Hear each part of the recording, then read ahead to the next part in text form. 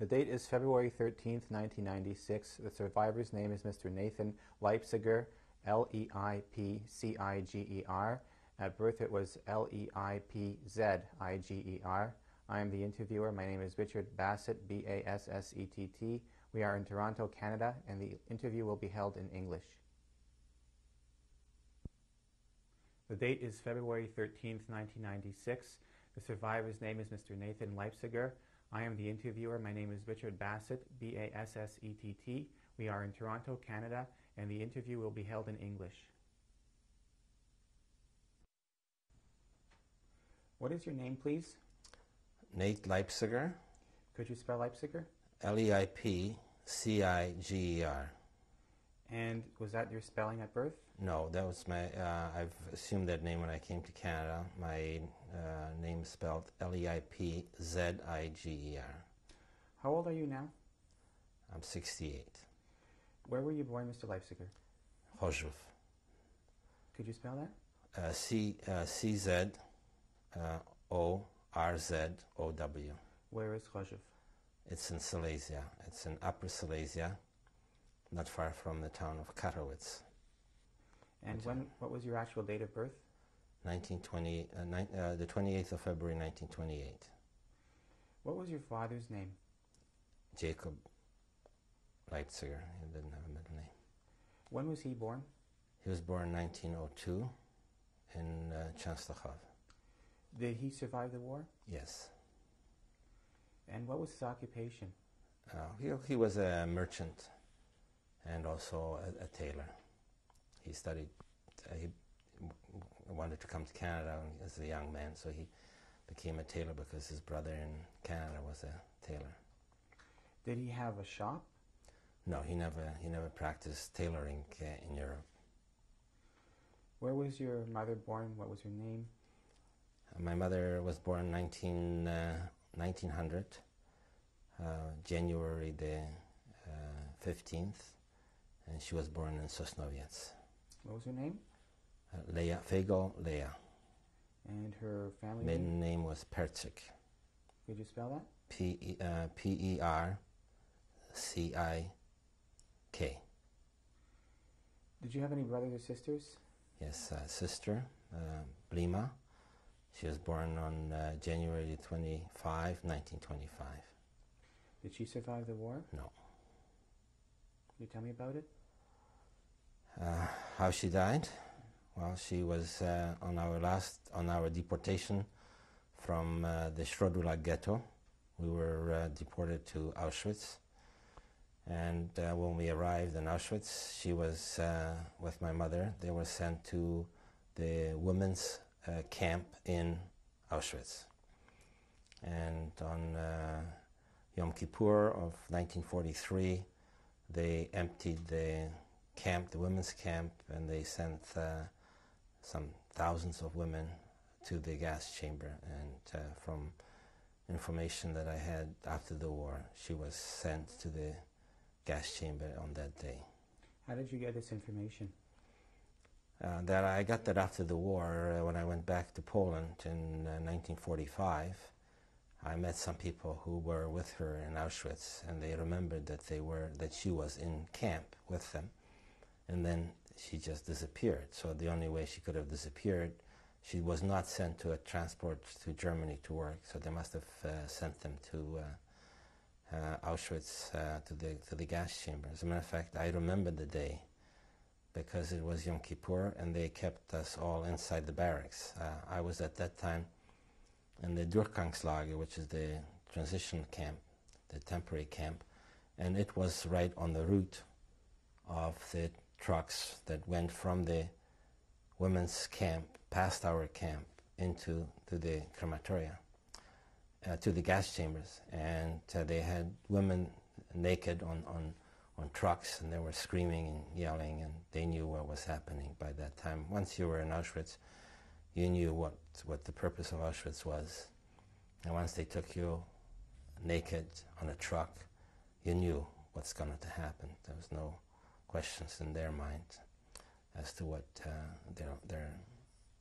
was going to happen to them. And that was? They were sent directly to the gas chamber. What were your grandparents' names? My father's parents was Abram Hirsch and Rudel. Birnbaum, my father's mother's maiden name was Birnbaum. And my mother's parents was Elka Hochman, ne Hochman Perzik, and my grandfather is Shimon Perzik. They died before the war. I mean, my grandmother died before the war, and my grandfather had died just before the first deportation from Sosnowiec. My father's parents, they were sent to Treblinka. How do you know all this? My cousin who lives in Paris, she was with them when they were deported from Częstochow. She was in the Częstochow camp, and she knows that they were. She was there when they took them, and the rest of their family. Most of the family went at one point went to Treblinka. Could you please tell me the names of your father's brothers and sisters? Yes, my father had 3 brothers and 4 sisters. The oldest was David, who was in Canada, and he, of course, survived. The second one was Leon. The third one was Kuba. My aunts was Dora, Mirka. I've forgotten the names, I have to look that up.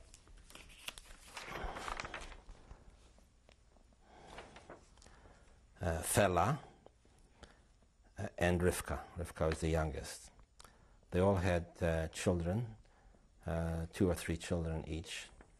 The only children of my father's brothers and sisters that survived were 2 children of Mirla, that's Genia and Roma, and Leon's daughter, whose name is Tsesha.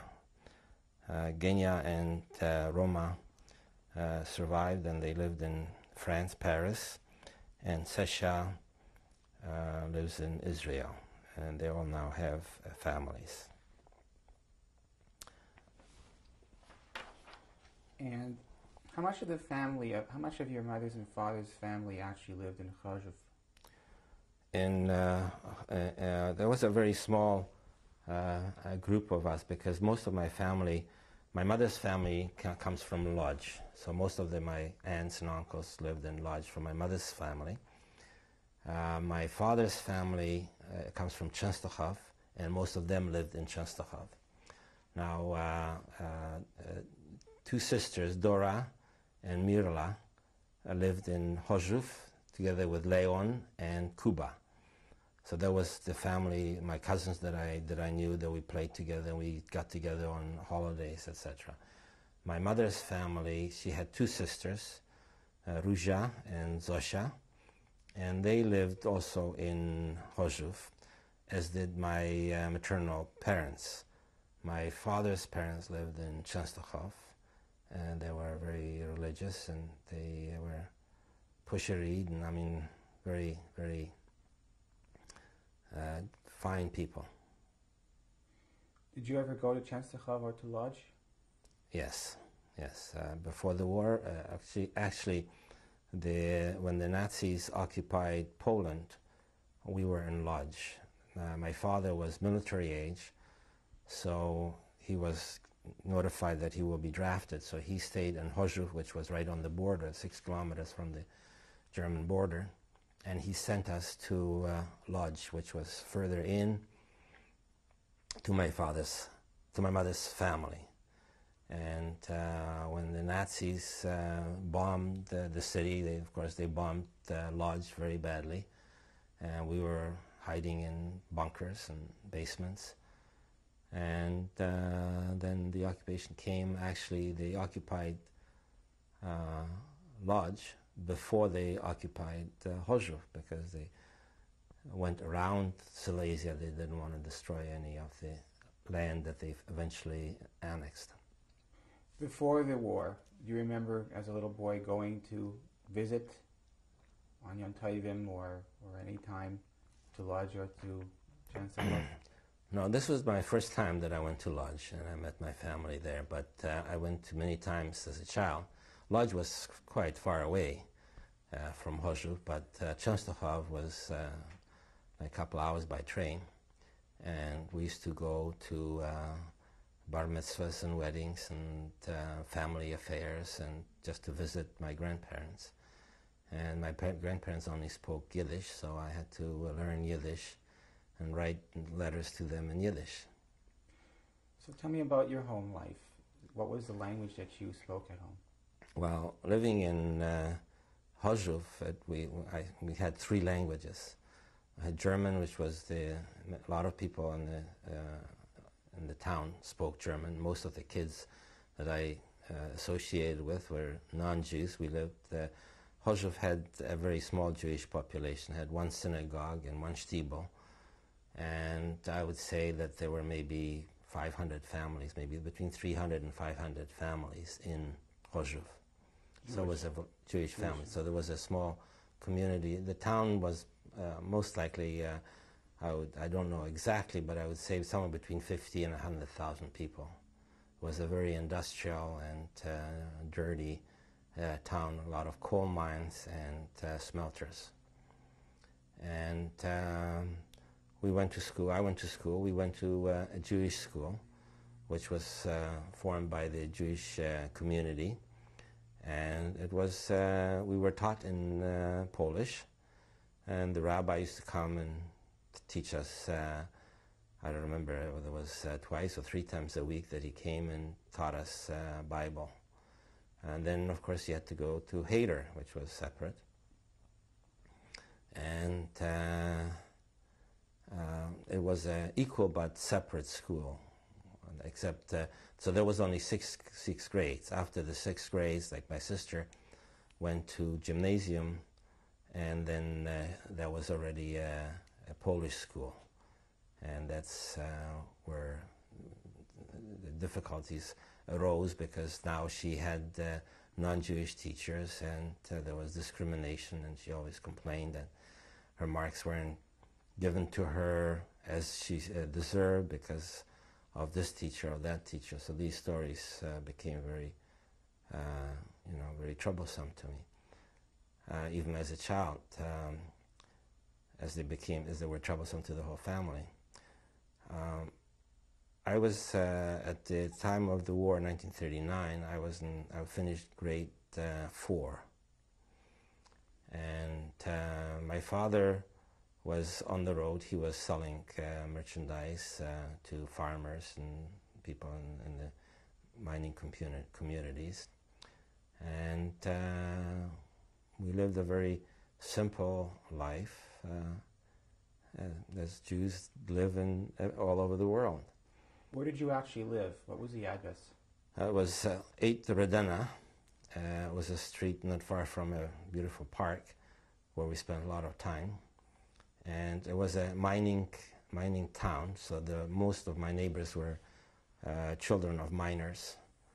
And there was only one Jewish family that lived, was a tailor, who was very religious, and he was the one that went to the shtibel, whereas we went to the synagogue, which was an Orthodox synagogue, but it was like what we call here a modern Orthodox synagogue. And of course, the first thing that the Nazis did is they burned the synagogue down. The school is still standing. I went to see it after the war, just a few years ago.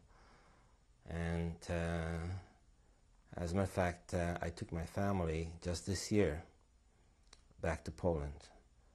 My 3 daughters with their husbands and my wife and I, we went and we had an odyssey back to my birthplace, to where I spent where I was at first at Sosnowiec, then the open ghetto in Sosnowiec, and then to Strodula, and then we went from there, we went to Auschwitz, so to complete the path. And I must say it was a victorious trip. It was a trip to remember the bad things, but also to appreciate what we have now. The fact that I've been able to establish a family and have 8 grandchildren, and they go to day school, and we live a Jewish life, something that Hitler didn't want us to do. When Hitler gave me a ticket to Auschwitz, it was a one-way ticket. And I came back, as it were, victorious after almost being defeated. Number 8 at Adena, what was that? Was it a house or a It was building? an apartment building. It's a courtyard, and we lived on the ground floor, which is, we had very unpretentious dwelling place that consisted of 1 bedroom and a kitchen, which was our living room and dining room. And except in the bedroom, we made room for Pesach to have the Seder. We had a dining room table in the bedroom where we had our Pesach Seder. And you were saying what languages I was talking. So when I was on the street, I spoke German. When I spoke to my parents, they spoke to me Yiddish, and I spoke to them either in German or in Polish. And then when I went to school, of course, I had to learn Polish. And then in addition to that, there was a Silesian jargon, which we always used to talk in on the street as well. Who were your friends? Well, actually, my friends were some of the Jewish people that I knew from school. They were my closest friends, but because they lived further away, my everyday friends were the people who were my neighbors right in the school, in the block. And they were Christians, Catholics, most of them. And we used to get along very well, except for Easter, when they came from the church and the priest used to say, you know, the Jews are the Christ killers. And so for about 2 weeks I had to hide from them, and you know, we didn't play together because they used to call me Christ killer. And as far as that goes, every courtyard had their own gang, and I was part of our courtyard's gang. And we had wars between our courtyard and the next door courtyard. And but that was the way it went. Was this like Jewish normal. versus non-Jewish, or just No, it was gangs of kids? gangs of kids, one against the other. And I was accepted among my friends in my block, except at Easter. And even then, there was sort of watered down as to what happened if they caught me outside of my yard. So that going to school, we used to go in group of students, because otherwise, if I was caught by myself, there would be enough gangs in the city that if I wasn't caught by one, I would be caught by others. And my technique was to go against the wall and look up at a building opposite and start yelling Ma or Dad, so that they thought that I lived there and that I was going to get help, even so it was, you know, blocks away from my home. Or I would go and attach myself to a lady and pretend that I was with her, so as to, you know, so you learn a mechanism in order to survive in a hostile environment. So in fact, you were threatened or attacked as a boy? Yes, many times. Punched and beaten, and you know, but that was the reality of the situation. And Would you fight back or go after the No, people, we would. the kids? We would. Well, if we were together, we would fight them back, either with stone or with sticks or with our pencil holders, which was our defense mechanism. And we did not take it quietly. But that usually ended up that it escalated. And then if they found you, they said, oh, he's the guy that we fought yesterday, so let's beat him up.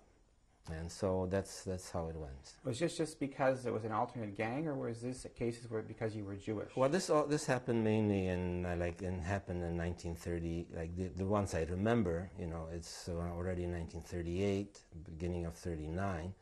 When there was an awful lot of Nazi propaganda coming through into Poland and against Jews, and there were already signs on on the stores. My father was beaten up on the street because he was a Jew, and there was windows were broken in the stores, and there was already Žid, pred Židami, you know, on the described on the. What does that mean? Away with the, down with the Jews, and there was a lot of graffiti on the storefronts, and people were generally Jews were harassed. What happened in the 2 weeks? By the people who lived in our town. And I remember, like the town that we lived in, as I indicated, there was before 1918 it was part of Germany. And in Lebestait of 1920, it became Poland. So there was a lot of German nationals there. And when the war was about to break out, they came out like, they came out like flies to the light.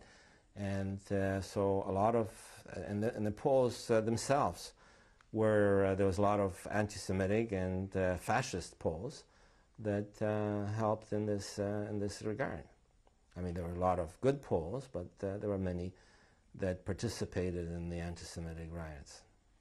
You said it was a special time around the 2 weeks before Easter. 2 weeks after Easter. After Easter. Yes. So what happened then? Well, because the kids went to the church, and the priest would tell them about the story of the crucifixion of Jesus, that he was betrayed by Judah, and that he was betrayed by the Sanhedrin, and that he was sold out, and that story was attributed to the demise of Jesus, and therefore we were Christ killers. So what happened to you in those 2 weeks? Well, as I said, I had to avoid my friends, because if they, on every occasion that they saw me, they would call me Christ killer. But these were your friends? These were my friends, yes. Would they just call you names, or would they ever hit you? Well, they would hit me, you know, they would sort of punch me, but they would not really hurt me, but they would sort of make me very uncomfortable. How were you able to stay friends with them after that? Well, they were the only people around. Then they made up, you know, and they said, well, you know, I don't even remember what mechanism it was, but I know that after that, you know, came Pesach, and I had some toys, and they wanted to play with my toys, and so they became friends again. What was your religious background at home? Well, we were like modern, like what you say today is a modern orthodoxy. My father didn't wear a beard or tzitzis, but Were you Shomer Shabbos? It was Shomer Shabbos, and we were a kosher home, and we went to shul. You know, not every Sabbath, but on most of the Jewish holidays. Would you like to fill in every day? No, I didn't like to. Did your father? No.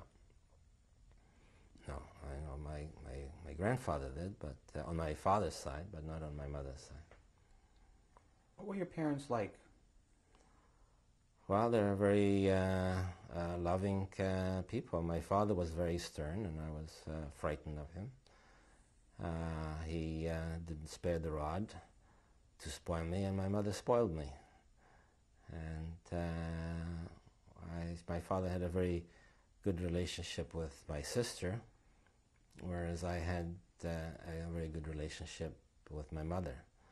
And I never thought that my father liked me till we went into camp, and when he started, you know, when we were just the two of us, and we had an opportunity to being together, and I realized how much he did love me. And but as a young child, I was very much frightened, like most kids of that time. What made you think your father didn't love you? Because he was a disciplinarian. I was a rough kid. I lived in a yard which was full of minors' kids that had very loose discipline, and we collectively used to get into a lot of trouble. Running around the streets, we even, you know, we stole, we raided other people's gardens, all the mischievous things that kids think of doing, and tried to get away with it. So my father was very strict with me, and when I was caught, he let me have it. What kind of a student were you? Well, I was not a particularly good student. I was not interested in school. I was more interested in what was happening in the world around me. I had difficulties reading. I think I must have had some disability because I had very great difficulty learning how to read both Hebrew and Polish. And I used to have tutors, and that used to help. What was your sister like, as you remember her? My sister was an exceptional girl. She was very, very bright. She always stood first in her class. And she was, she could write beautiful stories and essays, and she was the pride and joy of my family, really.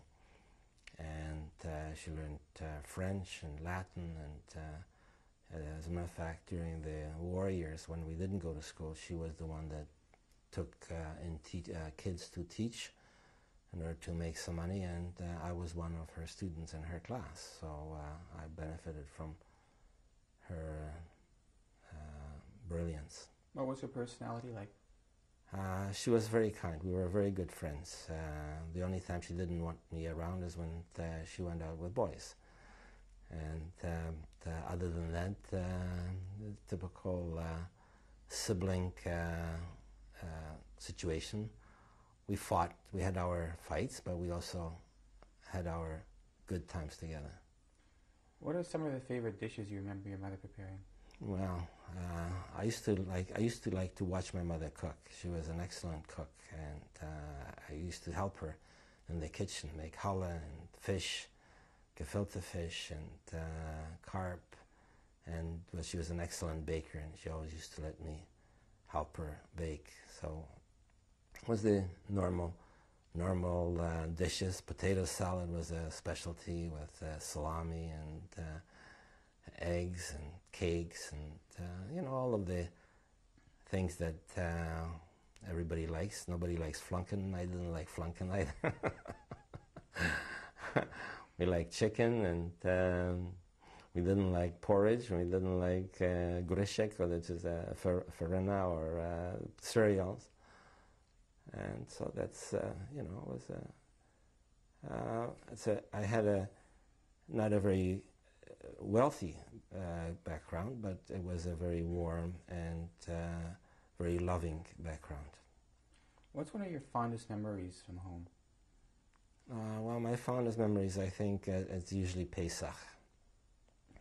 Pesach was the time just before Pesach. We used to get new shoes and new clothes and get special gifts, and so that was the time that we really enjoyed. That was a very, very important holiday, and eating matzahs and the Seder. There was a lot of fun. And was it just your immediate family? It was just our immediate family, yes. And my mother's sisters used to come and join us on Yom Tov. And of course, birthdays were always good times because we had parties with friends and gifts, and these were the beautiful times. 13th, 1996. Are there any other memories you have, Mr. Leipziger? Well, I think that the memories that really stand out was the summers, because we lived in a very dirty town. It was medically required for me to leave the city, so we went, my parents and my grandparents, my mother's parents, went to villages in the mountains. And we used to move in with the farmer's family and live basically on the farm. And we did our own things. But many times we went with the farmer to the fields and look after his cattle and graze them, because the farms were very small and the plots were very small. So you used to have to watch the cows that they didn't go into the neighbors' fields. And we used to go collecting berries and swim in the river, dammed up the river, big project. every summer was to make a swimming hole, dam up the river so that we could have some deep water. And the later years, I think 1938 that I remember, was we had maybe even 39 as well. My sister went to a Zionist camp, Akiba, which was not far from where we were in the village. And so my sister was there for the program, and I used to go and visit her for the day program. And we used to love that because we had the dancing and singing and bonfires and the general sort of Zionist camp activities. These farms that you're on, were they Jewish people? No, they're Polish farmers. Did they know you were Jewish? Yes, but they did it in order to bring some cash income. They would move upstairs, and they would give us their main place that they lived all year round, which was a bedroom, and dining room, and kitchen. They would help my mother,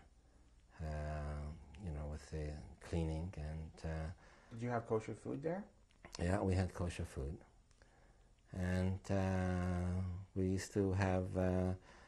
Most of it was brought in, but there was a kosher butcher in the village that had, brought in the meat. I don't know from where, but I know it was kosher. What's one of your favorite possessions that you remember as a Well, child? I was, from a very early age, I became a stamp collector. And I had, during the war years, beginning of the war years, I've enriched my collection. I had lots of beautiful stamps, and one of was my prized possession, and I took it with me when we went to Lodge. And during the raids and just before the occupation, my cousin's brother, my older cousin of mine, ran away from Lodge to Warsaw, and on the road he was killed.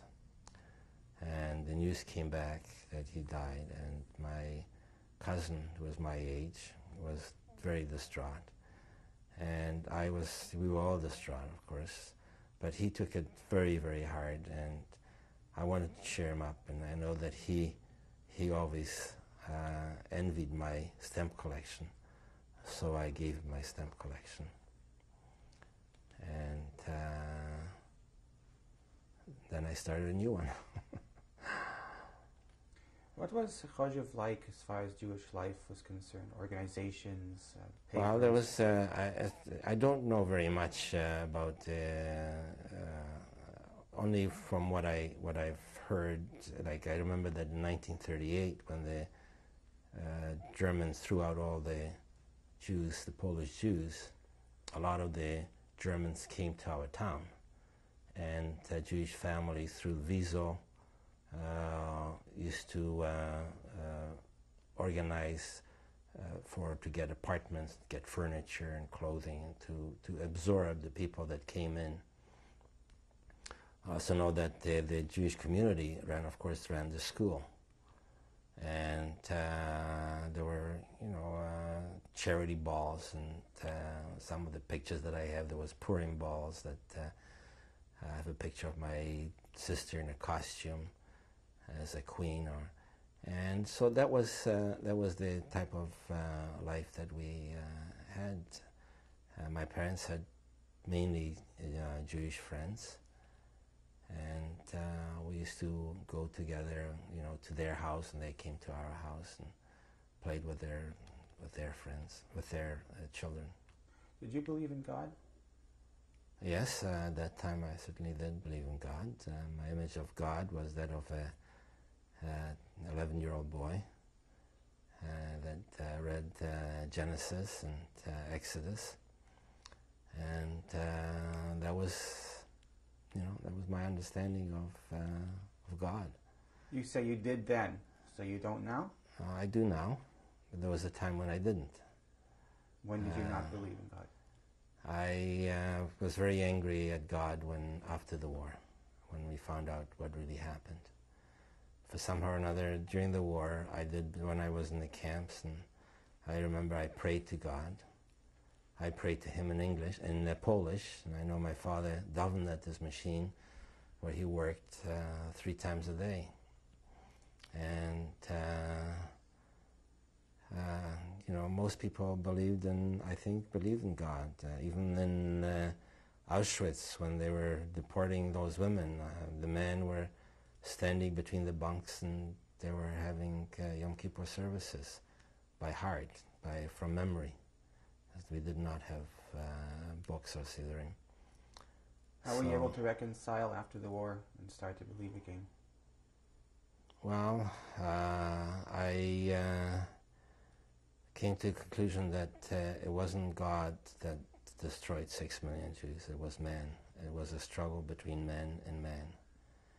And I was angry that He didn't intervene.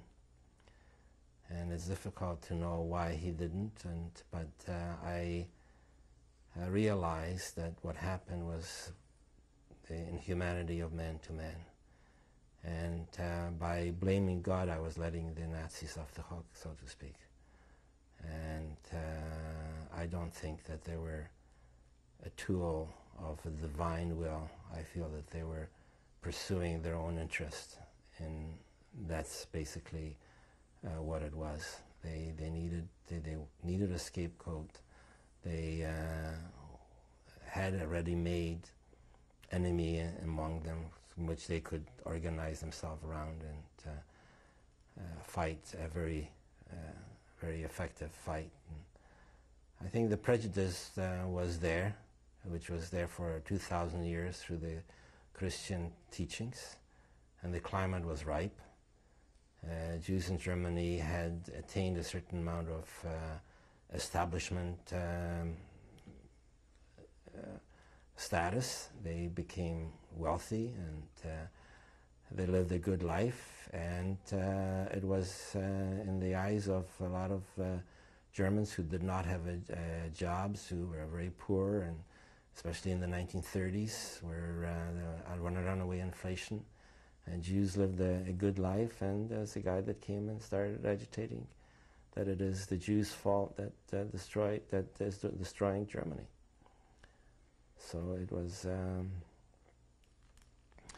but my own belief came back after the war when I started studying Judaism from a more serious point of view, or more adult or point of view. And I came to the conclusion that also God was silent. I don't think He was dead. When do you remember things beginning to change? You mean during the war? Well, it started in 1938 and 39, as I indicated before, that we had an overflow of anti-Semitism. After the death of Pilsudski, who was the president of Poland, other people took office, and they became much more anti-Semitic in their attitude to the Jewish people. When did Pilsudski die? I think he died in 1938, and so it turned very rapidly and very ugly, and there was much more organized persecution and state-organized persecution of the Jews, or Jews being excluded from jobs and from positions and something like that. Were you able to continue school? Oh yes, there was no problem with that because I was in a Jewish school. So we felt that, but my sister, who was already in gymnasium, she felt more of that. There was more anti-Semitism displayed from her teachers, especially those who had German background. Was your father able to continue working? Well, he was more difficult. As I said, he was attacked a number of times when he was on the road. And he had to, but he was a strong, big man, and he used to look after himself. His attackers did not walk away with anything other than some bruised bones and bruised and bloody faces.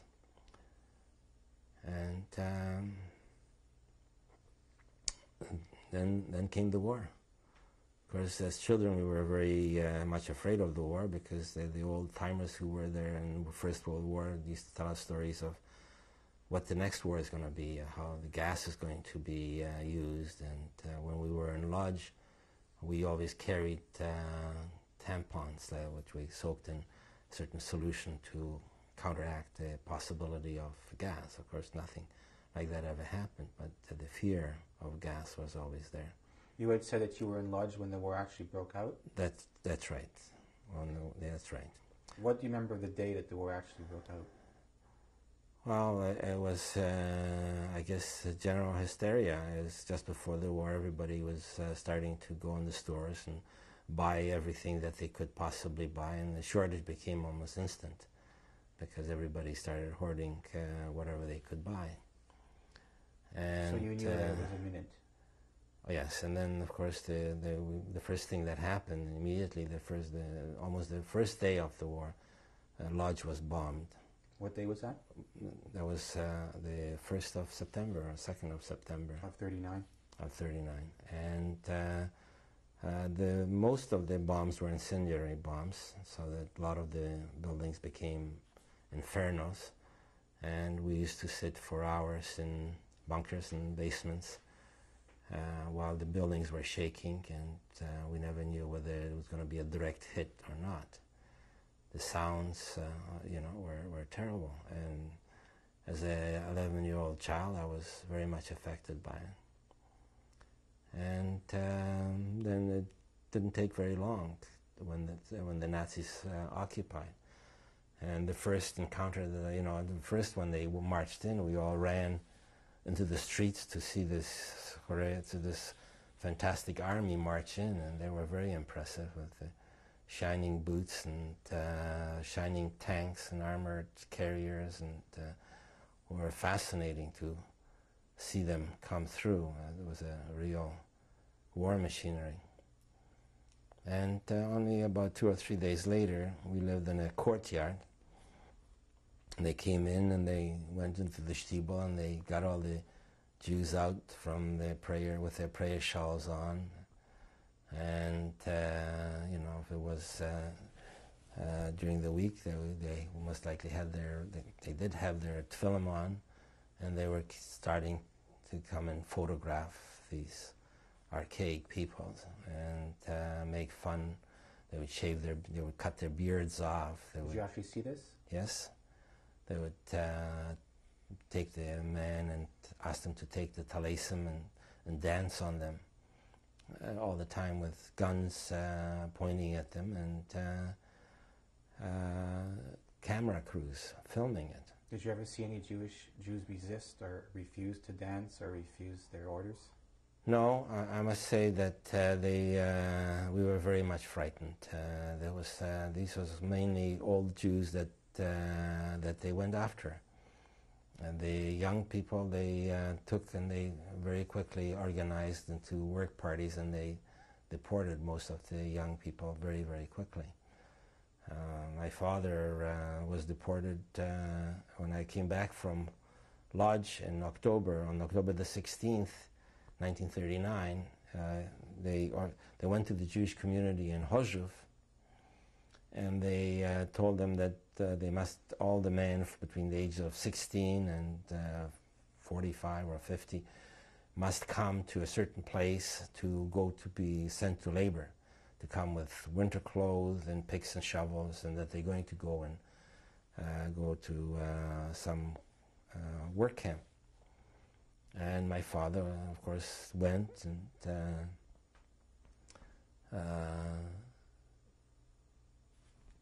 was sent away. And I remember distinctly as it was yesterday, how upset I was, and when I saw my father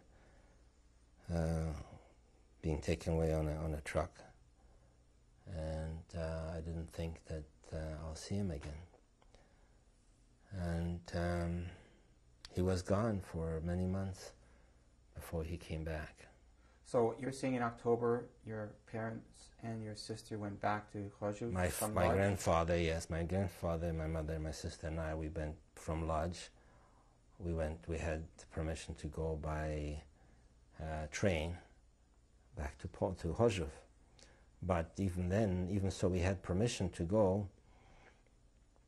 Maybe we didn't have any papers, but we were in a cattle car, and every time the train pulled into a station and stopped, the Nazis would come onto the train and call for any Jews there, and they would take the people who looked Jewish or who somebody pointed out that they were Jews, and they would take them away. My grandfather spoke fluent German, and he, for some reason or other, he managed to get us through from Lodz 2 back to Chorzów. So your father was shipped off. Yes. And were you in touch with him for those few months? Did you know what was going on with him? No, we didn't know what happened to him for many, many months. And right after he left, my family was ordered to leave Chorzów. So my grandfather organized a wagon, and we took whatever furniture we could take, put it on the wagon, and then we went to Sosnowiec. He went before to find an apartment. He found an apartment, which was very difficult in those days to get an apartment, and we did go, and we lived in number 12 Prosta. So that's you, your mother, and your sister? And my grandfather, yes. And this was in October? This became in November, I think, already. 39. Of 39. And how long were you in Sosnowiec? We were in that apartment. We were till about 1941. 41, and end of 41, or it must have been in spring of 42, early spring of 42. We moved. We were evacuated from. We were told that we have to leave. This was the Jewish district where we lived on. And then they contracted the Jews into, we still lived, there were still Gentiles living in our apartment building. So we were not segregated at that point, but then in 1941, or beginning of 42, I don't remember exactly the dates, we were told that we have to move into another dwelling place, which was already all Jewish, the only people that lived in our district. Before that happened, my grandfather had a stroke and he died on 12 Prosta. And my father has come back. He was sent from October the 16th. They took them to the Russian border. In 39, you mean? In 39, a place called Nisko, which was the border between the Soviet Union and Germany, and they released them and they told them that they can't go to Russia, that they should go to Russia. And of course, a lot of people tried to get in Russia, and they were arrested on the border or they're shot because they tried to smuggle themselves across the frozen river and get into Russia. My father was there too, and at that time, many, many thousands of people from Poland were running into the Soviet Union, and the Nazis actually encouraged them to leave. And it was very difficult, like my father was in Lemberg, it was very difficult to get food, to get a job, or to find a place to live. And he reasoned that there was no point in taking his family from Sosnowiec, from the Polish part of occupied Poland, by the Nazis, to take them into the Russian occupation zone, because he felt that, and these are his words, he said that he felt that he would rather take his chances with the Germans than with the the Russian barbarians. Did he say that? What language did he say that in? In Polish. Can you say it in Polish? Yes.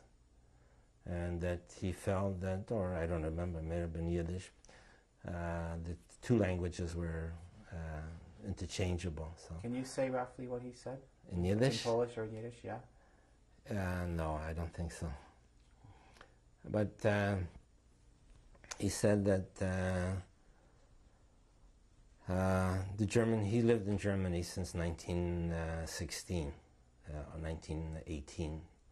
He was a young boy when he ran away from home and went to Germany to work, and he worked as a miner, and he spoke fluent German, and he respected, he's self-taught, so he went to Heder till he was, or to yeshiva till he was 16. He was a very self-taught man, and he said that he would rather take his chances with the German cultured people than, he says that they may not make us, they may not allow us to work, to do business, but they certainly will not prevent us from working. And that was because, like, when his brother left from Chorzów, they went to Częstochow just before the beginning of the war. My uncle left the store that he had in my father's name. And when before October the 16th, the Nazis came to him and they said, you got to come to the city hall with the keys to your store and the papers, ownership papers, to prove that you own them. So he did go, and they took his papers and his keys and says, now this store is being confiscated and you're not allowed to go there. If you have any other keys and you go into the store, you'll be considered as stealing from the German Reich. So he knew what was a store, but he felt that he certainly will be allowed to live in Poland, in the occupied part of Poland, as a worker. How did your father know to find you in Sosnowiec? Pardon? How did your father know to find you in Sosnowiec? Well, we had people were going from Sosnowiec to Częstochow, and we have corresponded with them. At that time, the post was established, and we could write letters. Oh, so you were in touch with him for a few months? No, we were not in touch till he came to Częstochow. Like after he came back from Russia, he went to his hometown where his parents and his brothers were, sisters, and then he found out where we were, and we knew that he was coming. He wrote us that he was coming. So what went on between 1939 and 1941 in Sosnowiec? Well, the school I wasn't going to school, so we were running on the streets and getting into mischief, and I'd do some black marketeering. I used to make and manufacture and sell cigarettes. And then when my father came back, even when my grandfather was still alive, he used to buy some watches, and I would go and sell watches on the street and do whatever an 11-year-old, 12-year-old boy can do. By that time, I was already 13 years old. What was your father doing and your mother? My mother, she was a knitter, so she would knit for people. My father had wool in his in the house, and so she would take the wool and she would knit people dresses and sweaters for people, and that's how we made a living. Did you have enough to eat and wear? We in 1941 we still had what to eat. Yes, as I said, we were selling off things that we had. So at that time we still had. But food, there was food available. There was food available, but when we went to 1942, when we went to Schroederla, we already had to depend on. No, even before we went to Schroederla, we had to depend on the soup kitchen. And was this considered a ghetto, Sosnowiec? Sosnowiec was an open ghetto. Schroederla was the ghetto, but Sosnowiec was an open ghetto. What does that mean, an open ghetto? There was no walls or barbed wire around the city. You were not allowed to leave that area, but there was no barbed wire or typically of Warsaw Ghetto and the Lodz Ghetto, where they had actually built walls around the city. Were there guards on the borders of the city? No, there was just a prohibition. We were not allowed to. If you were caught, we were wearing, of course, the armband or the Star of David and the Judenstern, as we call it. And if you were caught outside, they would deport you. and nobody knew what would happen to you once you were deported. And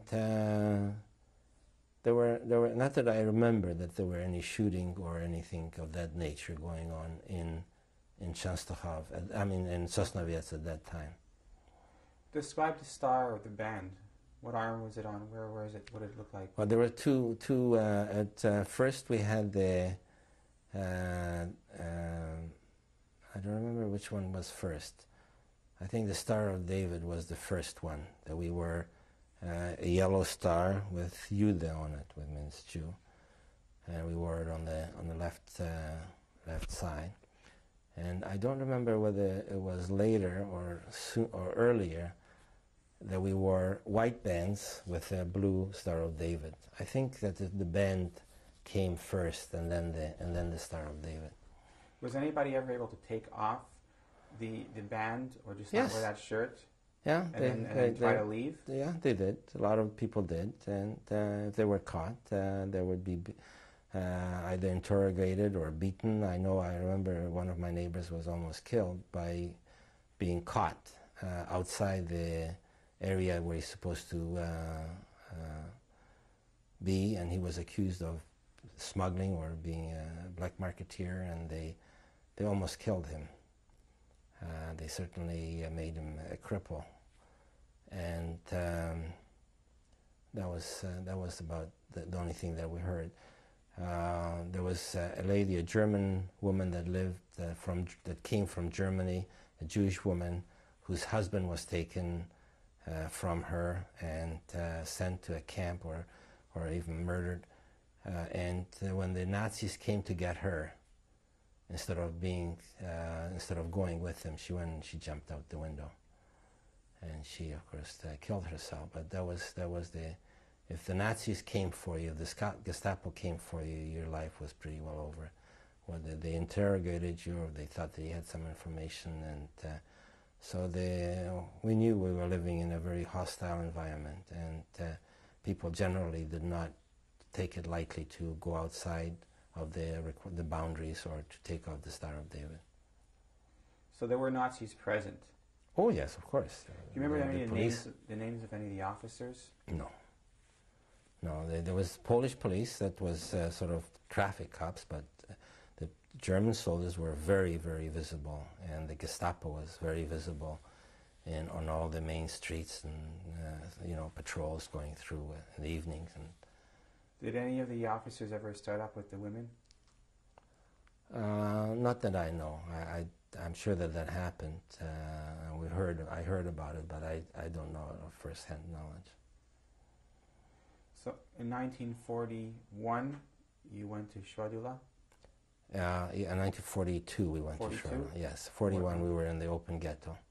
What month? And to Szwadula we went in the spring, because I remember the mud on the streets and the villages was terrible.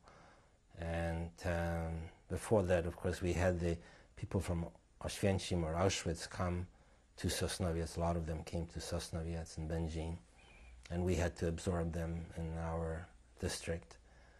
And then in 42,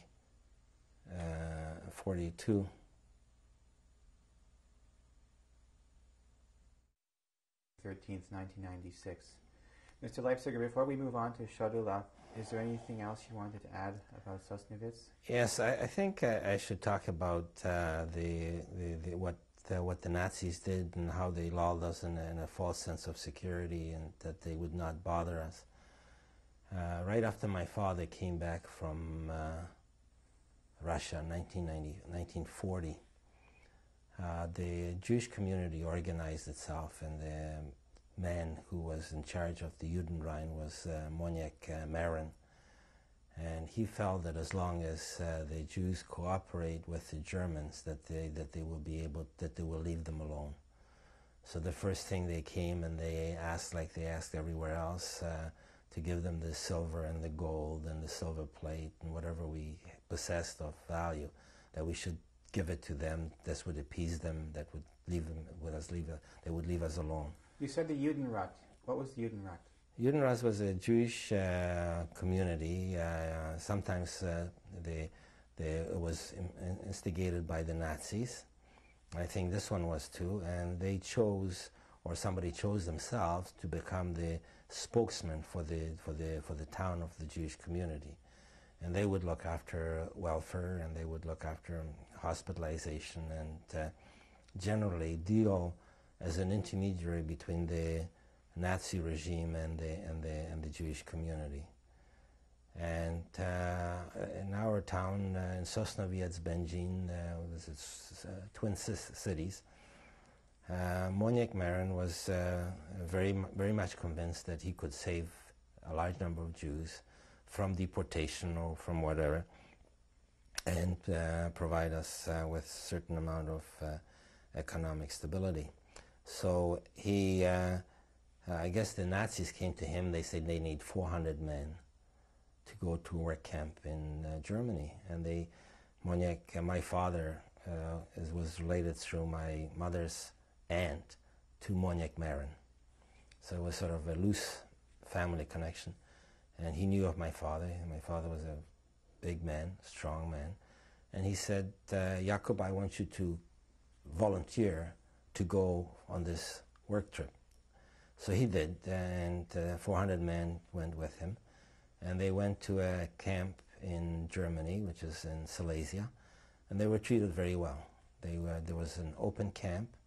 They worked during the day, and at night they could go into town, and they would barter with the farmers in the town, and they would actually send packages through the farmers to us in Sosnowiec.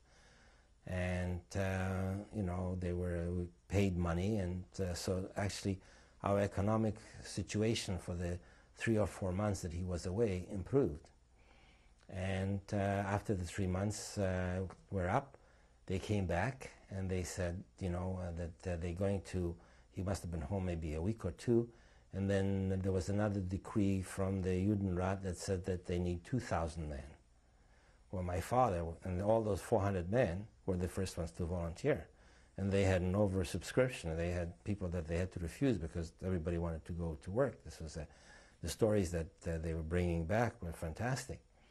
And so they went, but this time already they, instead of being an open camp and being able to go to the city, there already were barbed wire, and the SS was, or SA, was in charge of their camp, and they were mistreated if they didn't work. They were hit and they were beaten if they were not producing or working fast enough. Or anyway, my father declared himself that he is ill, and they brought him back to Sosnowiec to examine him by the doctors. They didn't have a camp doctor at that time, so they brought the sick people, they brought to Sosnowiec, and they were going to replace them with other healthy people. And while this was in process, my father escaped from that transport coming back to Poland. And he hid out, and then eventually he came home. And after that, you know, he was hiding out, and he actually became, like, Moniek caught him. The police, we had Jewish police at that time, and they found out where he is, and they came to my mother and they said, either he gives himself up, or we catch him and we're going to send him back to Germany. If he gives himself up, and if he agrees to become a policeman, then he can stay in the city. So it was a very difficult choice for him to make. And at that time, the police were not involved in any deportations or anything like that. We're mainly traffic cops. So my father joined the police force. And his duties were mainly those of keeping traffic and making sure that there's no disturbances and stuff like that. And we were already in a sort of an enclosed area. But then in 1942, in the spring of 1942, the whole town was ordered to go to a place, a park, a huge park. And the kids, of course, we were thinking this was a picnic. You know, by that time I already worked. And we thought there was a day off from work, and it was a marvelous day. It was a beautiful sunny May day. And when we got to the park about noon, it's just like somebody would turn the sound off at television, because everybody became absolutely quiet, and you realized that something was happening. And the Nazis put out long tables, and each family had to go between the tables, and they either gave you the ration cards, they stamped your passport, or wasn't a passport, but your papers, and they said you have to have this stamp in order to get your ration cards. And then they detained people who were without a visible breadwinner, like the husband may have been in Germany already working, so they kept the wife and the children back, and they kept them in one part of our ghetto that actually they took over some of the buildings. One of the buildings was our own dwelling place, and they put these people in there, and they kept them there for 2 weeks before they sent them away.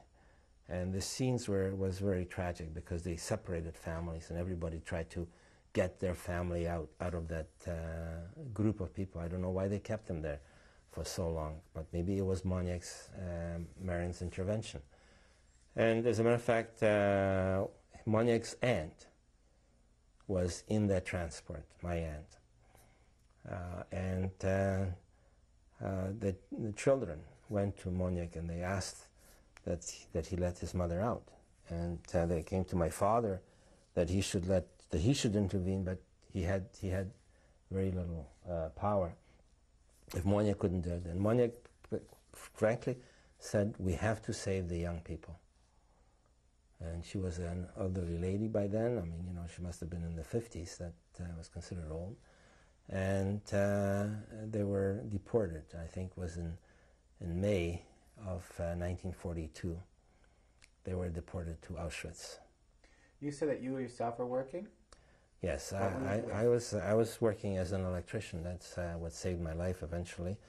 In 1940, after the schools were closed by the Nazis, the Jewish community organized trade schools.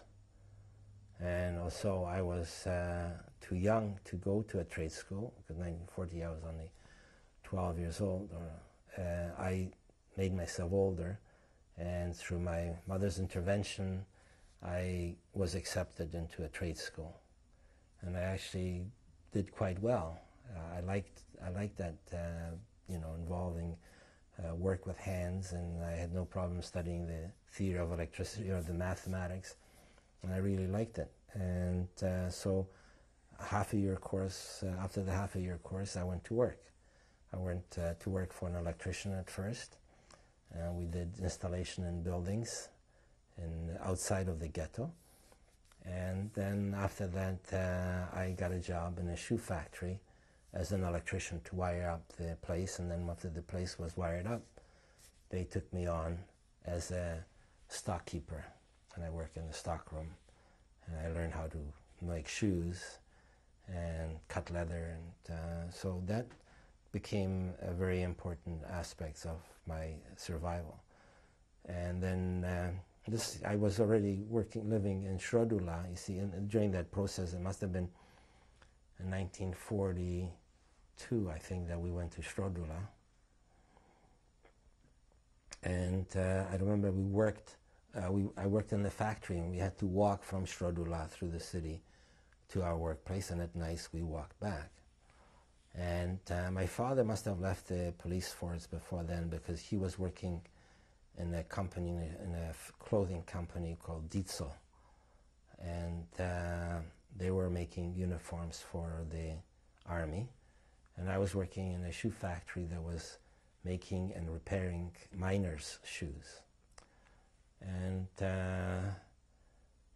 so we were walking, and every time when we got back to the ghetto, we never knew whether they would take the people, they would have an Aussiedlung or a deportation. They would just come in, they surround the ghetto, and they go through the streets, and they would go from house to house and search whoever they could find, the children, young men, women or old men, and all. That's the only people that were left in the ghetto at that time, because the workforce was working out in the factories, and so we never knew who was left when we returned back to the ghetto because my mother and my sister did not work. So for a while you were still living in Sosnowiec, but you were working in Schrodula. No, the other way around. The other way around. After we were deported to Schrodula, we came back from Schrodula to work in Sosnowiec. So when did you actually move to Schrodula? Now I don't remember the exact date. I don't remember it was in the fall of 1942 or whether it was in the early spring of 1943. The only thing that I remember that it was cold and it was muddy, and we had to walk through that mud to get to our house.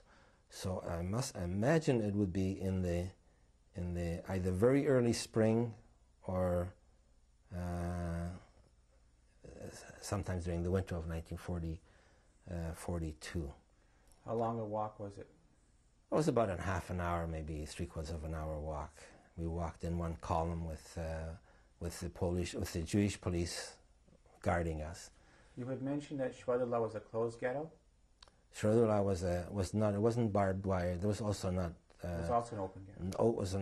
It was a ghetto, but it was surrounded by fields, so it was more difficult to. And they had patrols, Nazi patrols going around the ghetto. And once you were outside the ghetto, you were told that you would be subject to being shot on sight. So that was a very serious offense to go to. As a matter of fact, at one point I was going to escape, and so I went ahead and I got some peroxide and put some peroxide in a bottle in a basin, and I put it on my hair to make myself blonde.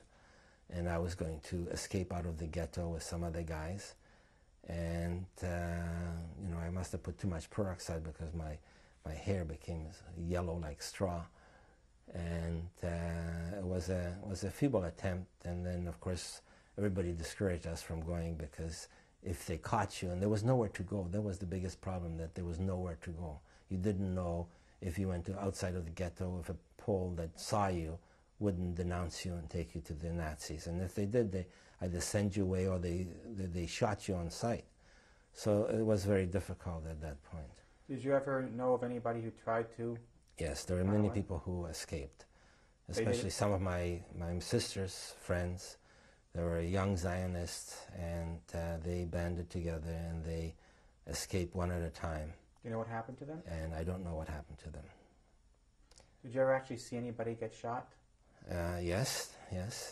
I saw people being shot. Under what circumstance? Well, this was already when they were deporting us, and if somebody went out from one line to the other line, if they were trying to run from one place to the other, they just took out the revolver and shot them on the spot. And you see, as I was saying, when we were out of the ghetto to go to work, the Nazis would come, and they would come into the ghetto and grab everybody that they found. So we built hiding places in our homes, and we lived in it was like a sixplex, an apartment building, and in Schrodula, or it was maybe it was 3 floors, so maybe it was it was about six apartments in there. And so I built with friends of mine a hiding place in the basement, and then we built, because that was quite small, we built another one above the roof space. The building was in 2 stories, so we went through the hallway, an opening in the staircase, and to go into the roof space of the adjoining building. And we come on flyers, the opening with a sandbox that you would pull away to get in there, and then once you're in there, you lock it with hooks and bars to hold it rigid in there against that wall. And of course it became useful when we were to, when they finally, it was August the 1st, 1943, when they finally came for us. We were home. It was Saturday night, so they became an early Sunday morning. And my sister was away to a party, and she came home, must have been after midnight, must have been well after midnight, and we had sentries stationed on the roof to see what was happening, because we knew that when there was the deportation from previous experience, we knew that the Gestapo headquarters, which was visible from our ghetto, all the lights would come on at 3 o'clock or 4 o'clock or 5 o'clock in the morning. So we knew that something was happening. And that same thing happened that morning. So we were pre-warned, and we lived at the far end of the ghetto. So we got ready to go into the hiding places. By now you had been there for just over a year. Was right? Not quite a year. It was less than a year. And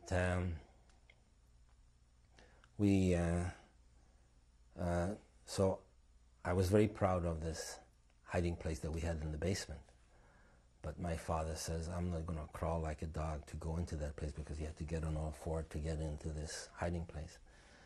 And then I was very hurt, because, you know, he didn't appreciate the huge effort that I made, because we had to close off a wall, and we had to plaster it and paint it, and the other wall we had to dust with coal dust in order to make it look old and stuff like that. It was really good hiding place. The only thing that was at first wrong with it, that we didn't have enough air in it, and we went in there and we started sitting, seeing how it feels to be in there, and the candlelight went out. So we realized that there was not enough oxygen, so we had to make a larger opening.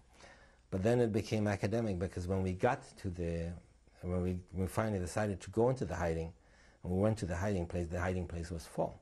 Other people knew about the hiding place, and they took that place. Well, so we went into the second auxiliary hiding place, which was not as safe, but it was still, it was in the roof space, and it was August. It was a very hot day, and we rested there, and water was running from us. And we were in there, and we heard the soldiers come up the stairs, and it was a woman came from somewhere, and she came into our hiding place with a young baby. And there was about 30 of us in this hiding place, and we told her that she shouldn't come in, and she said, "Don't worry, I will keep the baby quiet." And as the Nazis were going up and down looking for us, they must have gone 3 or 4 times up and down the stairs, and they missed that box. And we stayed there, and then we came out, and the baby was dead. I don't know what happened. I didn't see what happened with the baby, but I know that the baby was dead. And she felt so guilty about it that she, with the child, went and volunteered to go to the place where they gathered the people. And we stayed behind, and so we survived the first 2 searches that way. And then it was already getting cooler in the evening, and again people came out from somewhere, and they went into this hiding place that we were in the basement was full. Over the roof was full. So finally we decided that we'd go in the roof space, into the Boyden, as we called it, in our building. It had sort of a pull down hatch, and we went in there, and we were hiding for about maybe an hour, and then we heard the footsteps, and the Nazis came and they looked for us, and they were just almost ready to leave when we heard them saying, "There's no one here." And they pulled wardrobes away from the walls and looking for hiding places. And then the last guy, he noticed the hatch in the ceiling, and he started saying, "Is there anybody there?" And then, of course, nobody answers. Then he started shooting right through the ceiling, and the women started screaming, and so we had to open it up, and we went out. And as we were walking down, the same guy was very meticulous, and he must have seen a crack of light because it was getting dark already in the corridor, and was lighter in the roof space. He saw a crack of light between the box and the opening, so he forced the thing, and he got everybody out, and he shot into the space to make people come out. So everybody left with us. As far as I know, the space in the basement they didn't find, and I found out subsequently, many years later, that the people did survive in there, but then they gave themselves up because there was nothing. There was no food, and the Nazis were all over the place. So they were actually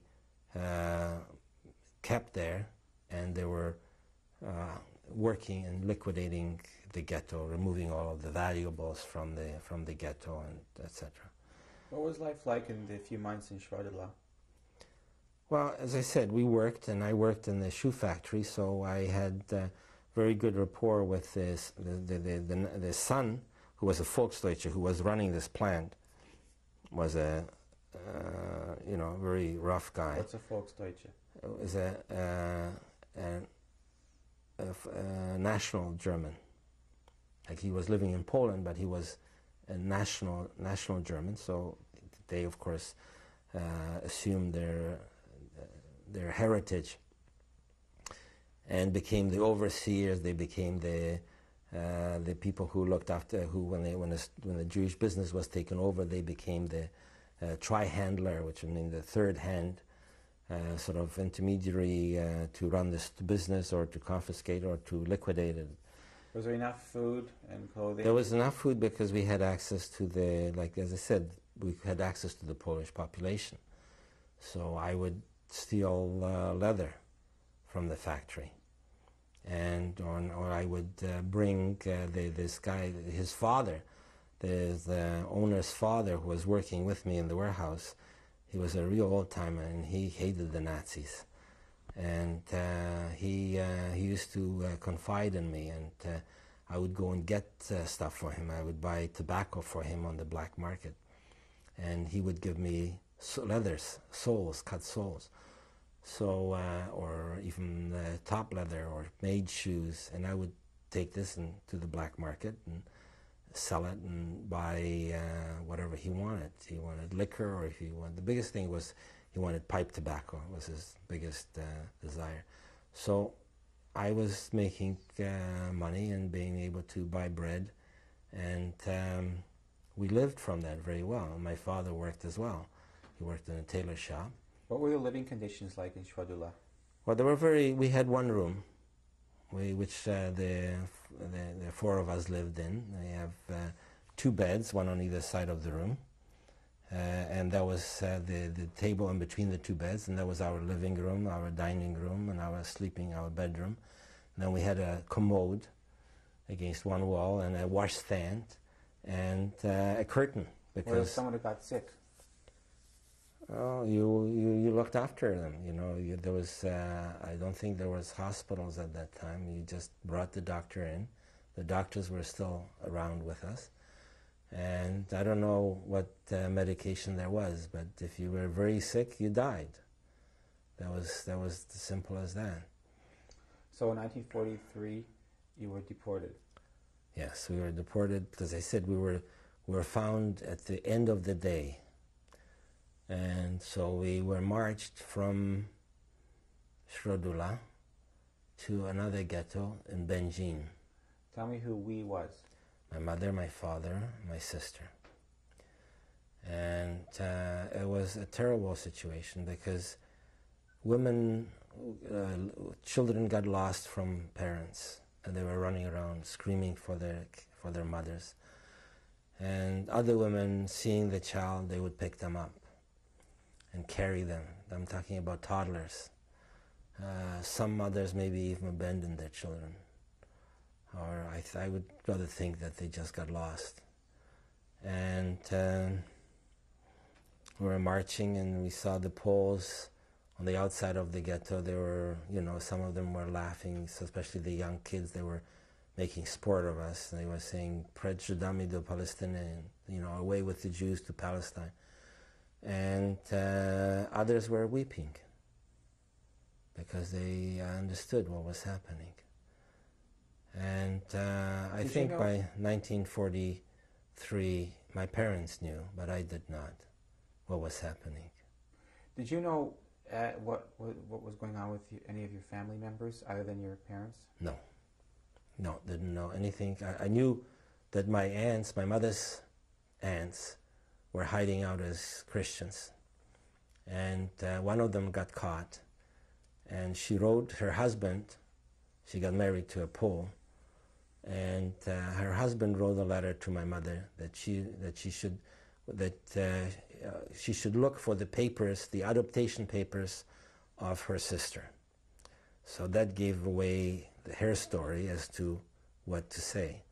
And she claimed that she was not Jewish, that she was adopted, and they brought my mother to the Gestapo, and they questioned her for hours. And didn't help. They still arrested her, and they sent her. They were sent her and some other women, but she escaped from jail. She escaped, and having her husband to help her, she could hide in among the Poles. And my other aunt also, she was just before being arrested. She worked in a town, and one of the Polish women went to the Nazis, and they told them, there's a Jew working in our office.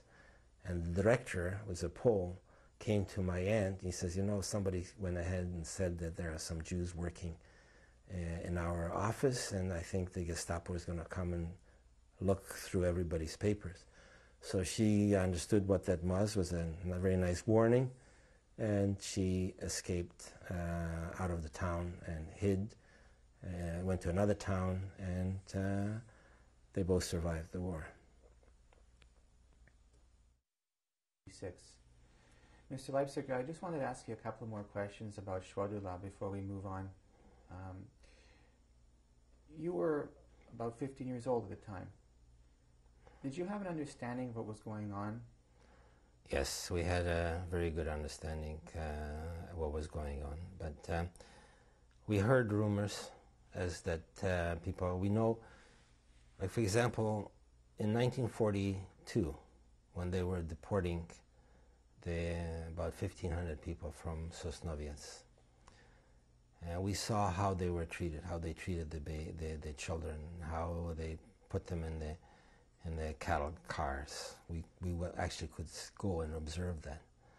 And we heard that they would just take, as I didn't see myself, but I heard that somebody saw that they take the babies and they just throw them into the wagons by their feet as if they were a sack of potatoes. So we knew what they were doing with some of the people, but you always consider yourself, you're strong and you're capable of working, and so why would they destroy you? The destruction, or for the idea of destruction just for the sake of destruction, I don't think occurred to me. Also, it may have occurred to some of my contemporaries, older ones, and certainly my parents. But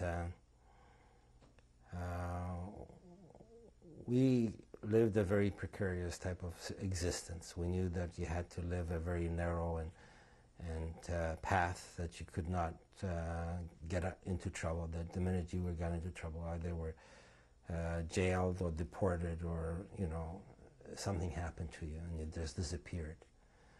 And that did not stop us from kids are kids, and we didn't stop us from going out and having fights with Polish guys and Polish kids that would come and attack us, and especially when we still lived in the town. Polish groups would come in, kids would come in, and they would attack women in the ghetto, and they would rob people. And we became sort of a group of vigilantes, and we started to roam the ghetto, and when we caught somebody, we would beat them up. And that, of course, send the message out that it's not such easy pickings. Who was with you? Remember the names of the people? It's an interesting situation that I don't even remember the name of my very close friends. It's something that, as if it got wiped out, I don't remember it. There were boys that were mostly older than myself. I was, let's say, I was 14, and some of them were 15, 16, 17. And they were quite strong, and they, on one occasion I stopped a rock with my glasses, and of course it was a terrible situation because to replace your glasses in the ghetto was very expensive and very difficult. But they broke my glass, and I was lucky that none of the glass got into my eye, and I saved my eye this way. But so life went on, and you were always hoping that, I worked as an electrician, and after hours I went to people's homes and they wanted to add a plug or another light, and I was working for this family, the German family, Jewish German family, who was deported from Germany into Poland, and they had a crippled, a disabled child that was in a wheelchair. She must have been about 20 or 30 years old. Maybe she was more than 20. She was about 30 years old. The parents were quite older. And one day they came for her. And I witnessed this terrible, horrendous scene of the Nazis taking her daughter in a wheelchair on the truck and the parents being left behind. And that was a horrendous story. So you could see what was happening, and the children being separated from their parents, and after there was a deportation, the families that were left, they were devastated. So that was all apparent. So you said that in 1943 you left Stradula? Yes, in 1943 we marched us from the Stradula to Benjin, and then this was Sunday. How far was that, the march? It was about 5 kilometers, and then from there, the next morning, which must have been Monday, the 2nd, August the 2nd, they took us to Auschwitz. How many of you were there? The transport was, transport was about 2,000 people. At the time before deportation, August 43 was very late. Most of the towns, the surrounding towns, were gone by then. Most of the other cities were gone. So there was only few ghettos left. It was Stradula, Benjin, was Lodz, who were still in existence. All the other ghettos was liquidated, and it was Monique Marin's theory that saved us till 1943. The two ghettos together had approximately 35,000 people, whereas the Lodz ghetto was much larger. It's about 85,000 people. At any rate, when we got to when they embarked us on a car, they stuffed us into a cattle car, a closed cattle car, and we were there with my mother and my sister and my father, and we were sort of huddled together. We couldn't sit. There was not enough room to sit, but we sort of huddled together, and my father took out whatever money he had, and he divided the last marks that he had, gave us each 5 marks. I think that was all we had left. And my mother said, whoever survives will meet at my grandmother's neighbor's home. And my sister's boyfriend, who was on that train, was at the window somehow or other. Either he shouted something or he yelled something, and the Nazis opened fire, and he caught a bullet right in between his arm, between his body and his arm. And he was bleeding badly, and he was trying to look after his wound. People were helping him. And then, of course, the gates opened. We arrived in Auschwitz. How long a journey was it? Oh, it wasn't long. Maybe 2 hours, maybe less. It was only Sosnowiec is only about 30 kilometers from, maybe 30 or 60 kilometers from Auschwitz. Did you know that you were going to Auschwitz? No. When we got into Auschwitz, they disembarked us on a field. It was not into the camp.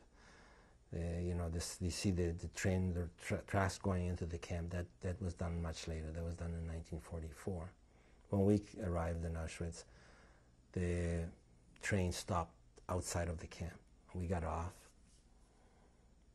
and they told us, oh yeah, before that, as a punishment, because we were hiding, they did not allow us to take any suitcases or any belongings with us. So we thought, we would be really of tsuras, because we didn't even have a change of clothes with us. But of course it didn't matter, because when we got to Auschwitz, the first thing they said, everybody who brought a suitcase, they had to dump it on a big pile, and a big pile was lying there. And we were the last car in the train, and we ended up that we were the first car to be disembarked. And my father and I and my uncle, the husband of my aunt that was deported in 1942, were standing in the line, and another couple of friends of mine. And the women were separated as well. They were standing in another column. And a Nazi comes up, and he looks at my father, and he tells me to come, and he says, you come over here and line up these men as I send them to you, in rows of 5s. And I heard that, and he said I should go to the other side. So I went to the other side, and we formed a new row, and I was in the first row of the new 5 with my uncle and the 2 boyfriends and myself.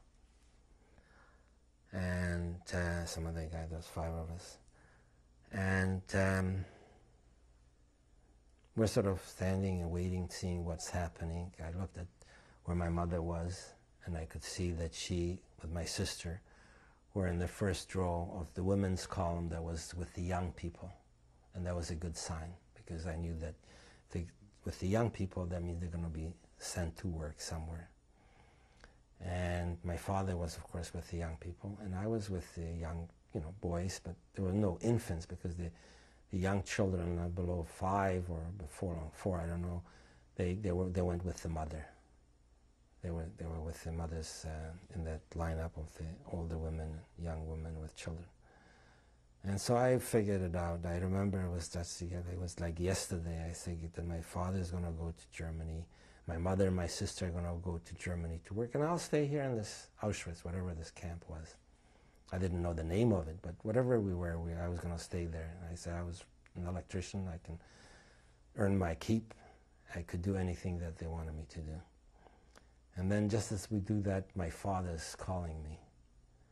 And so I jump out, and he's standing there in front of me with a Nazi soldier. And he says, that's him. He's 17 years old. He's an electrician, and he's a good worker. So he looks at me and says, he's pretty small for 17. He says, yeah, but he's a good worker. He's worked for a number of years. And he thinks, he says, okay, take him, but make it quick. So my father and I, we ran over to the group where he was lining them up. He shoved me in between two men on either side, and he kept on doing whatever he was doing. And it was very unusual because, firstly, most of the times, the soldiers, the prisoners from the camp were coming to meet the trains, and they were lining up the people in rows of 5 and marching them up. There were some soldiers that were doing, some striped uniform prisoners that were doing that anyways. So for him to ask my father was unusual. And when he was doing that, one of the Nazi soldiers came by and he looked at my father and he recognized him somewhere, and he tried to make contact and tried to figure out where he knew him from. By that time, nobody wore the Star of David or anything like that. And so he started conversation, and my father spoke fluent German, so they tried to figure out whether he's a neighbor of his from Hozsdorf, or whether he met him at the factory, the diesel factory. At any rate, my father grabbed the opportunity. He says, "My son is in the other lineup, and I would like to have him." And he agreed to let me have. And that lineup that I was in, a few minutes later, was marched off to the gas chamber. In the meantime, while I was still standing there, the women's were being loaded onto the trucks. And I saw a girlfriend of mine that lived in the same apartment that we lived, and we waved to each other, and we actually didn't make eye contact, but I just waved to her as if, because we knew something was happening. And they put her up on the truck, and that was the last time I saw her. And then a few minutes later, we were marched off to the part of the Auschwitz that they called Canada, where they took off your civilian clothes, they shaved your hair, and they tattooed you. And my father was right behind me, and I was right in front of him. So they tattooed me with 133,628. Could you hold your arm for a moment, please?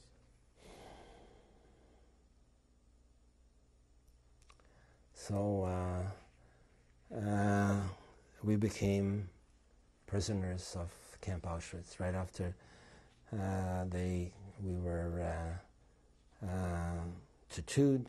Even before they were tattooed, they were searching us. They did a body search to see if anybody hid something. They took off all our rings and all the possessions, and make sure that that people didn't hide anything in their body cavities. And they gave us a lecture. They said, "This is a concentration camp. This is not a sanatorium." That story was repeated many times. And they say, if you don't behave, if you step out of line, you'll join your brothers and your sisters and your parents in the gas chamber. This is it. No more deception. No more hiding what was happening. And you said that you saw some of the line that you had been in of young boys went off to the gas chamber. How did you know that that's where they were going? You didn't know yet. At that time, I didn't know. You found out afterwards. Yes, once we were in camp, we found out. Up to that point, I still thought that we were just in a workplace, that we were going to be left there, because that's what they were telling us, that they're deporting us to the east, that they're letting people work, that they're going to be together with their families, and so they even had some postcards come back from Auschwitz. This was the story. Did you ever find out why the procedure was broken, as to the fact that your father lined up as prisoners instead of... No. This Nazi who was telling you where to line up and so on, you know his name? Yes, subsequently you found out that it was Mengele. Josef Mengele. He was the doctor, the very infamous doctor who did experiments on children. This is a story that became very much known after the war. What did he look like?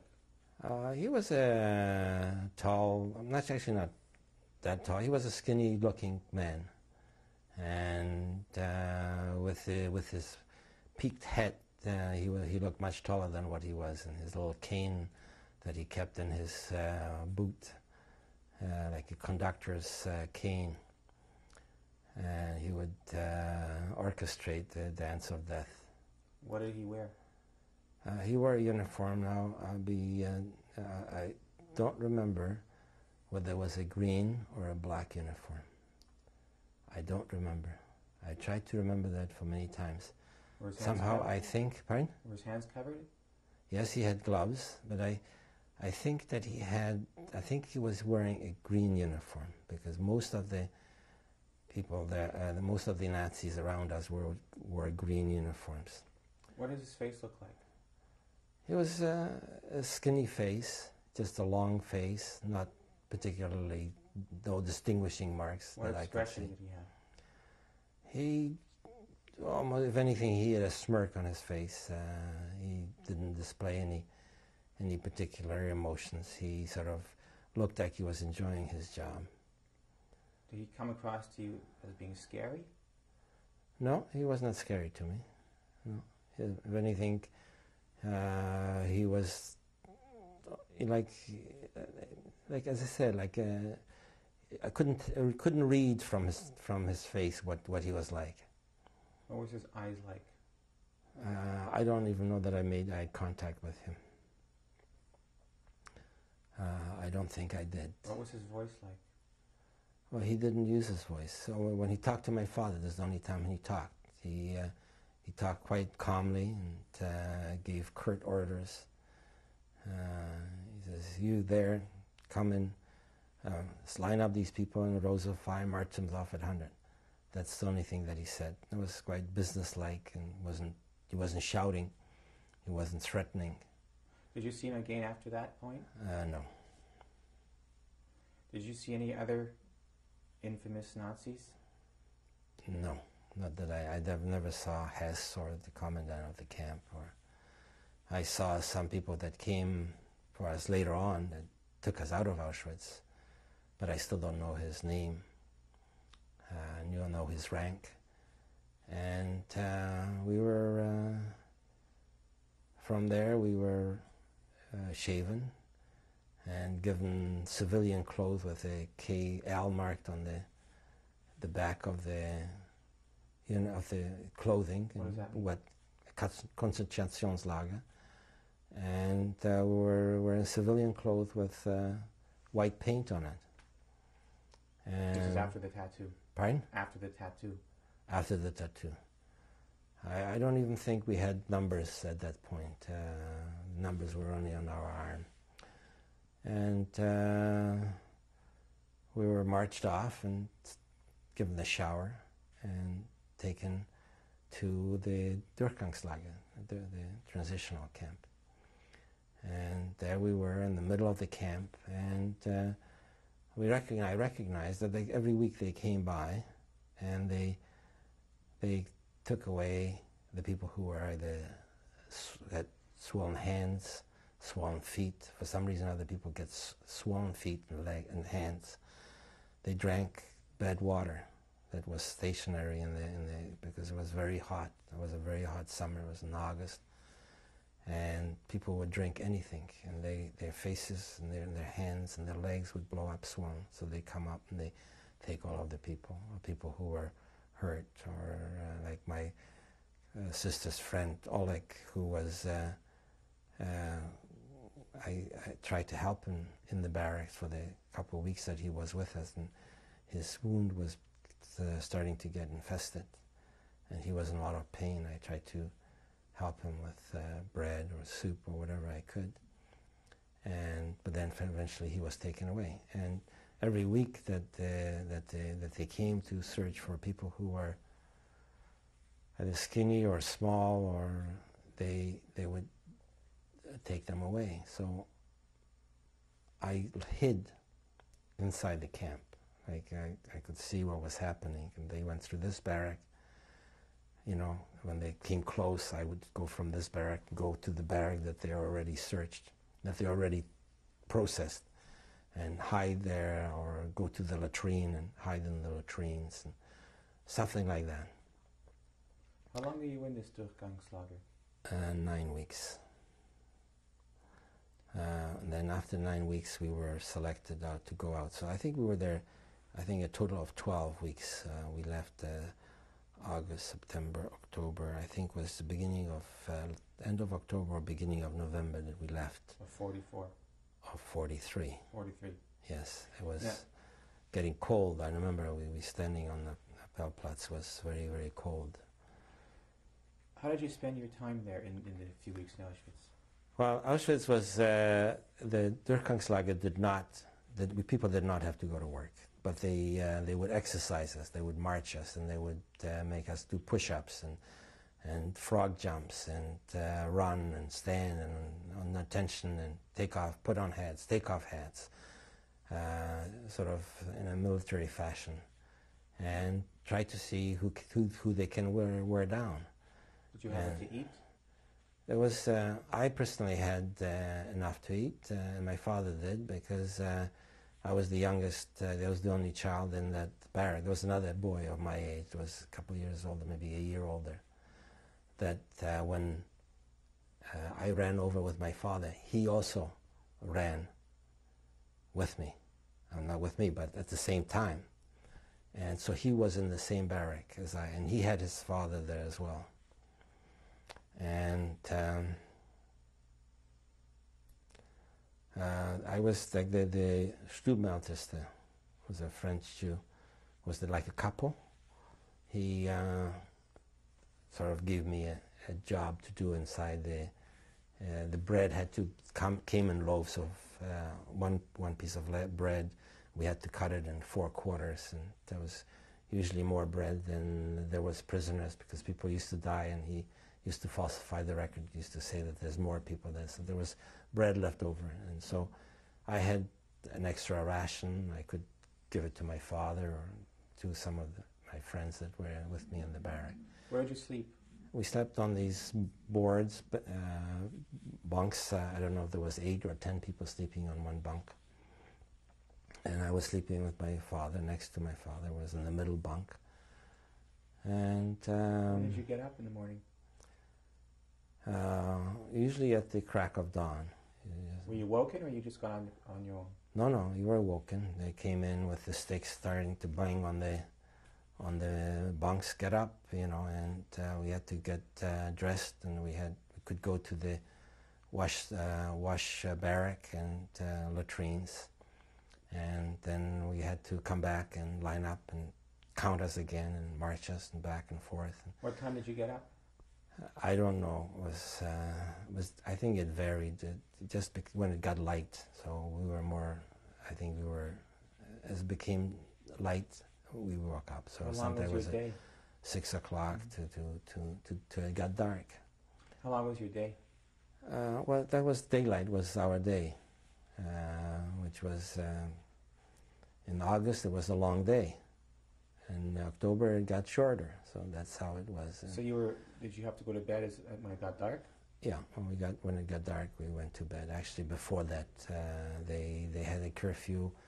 I think must have been maybe 8 o'clock after we got our bread. We got bread and tea. We got in the morning, and soup we got in the evening.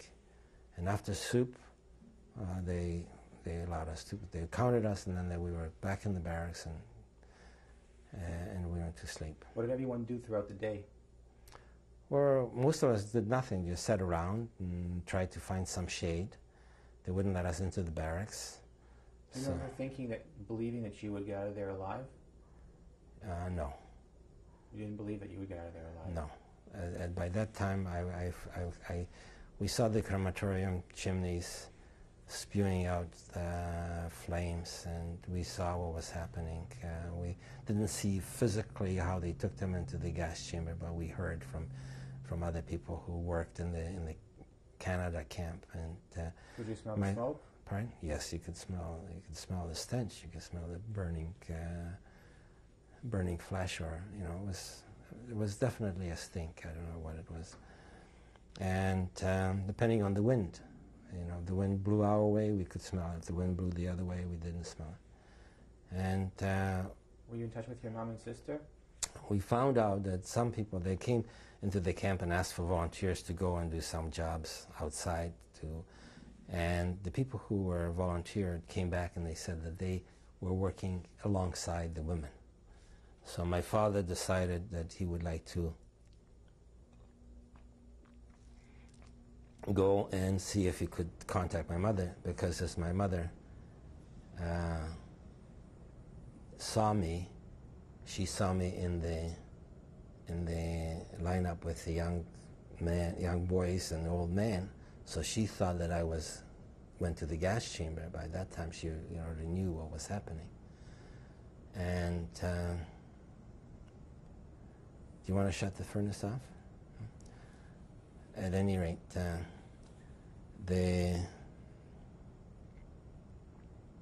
so he found out that the man saw the women. So he volunteered to go to work. He volunteered to go to work, and he left early in the morning. Must have been maybe 8 o'clock, 7 o'clock in the morning. And when it came, usually they came back about 5 or 6 o'clock at night. And this time they didn't come back. And it was, by that time it was already September. And the days were getting shorter, and it was getting dark, and I could see the flames against the sky shooting out of the crematorium, and I thinking that my father must be among those flames. My father's soul must be going up.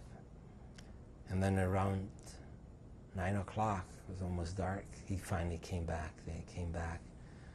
And what happened? So of course I asked him what happened. So he says, well, after the work, instead of coming back to camp, they took them to Canada for showers.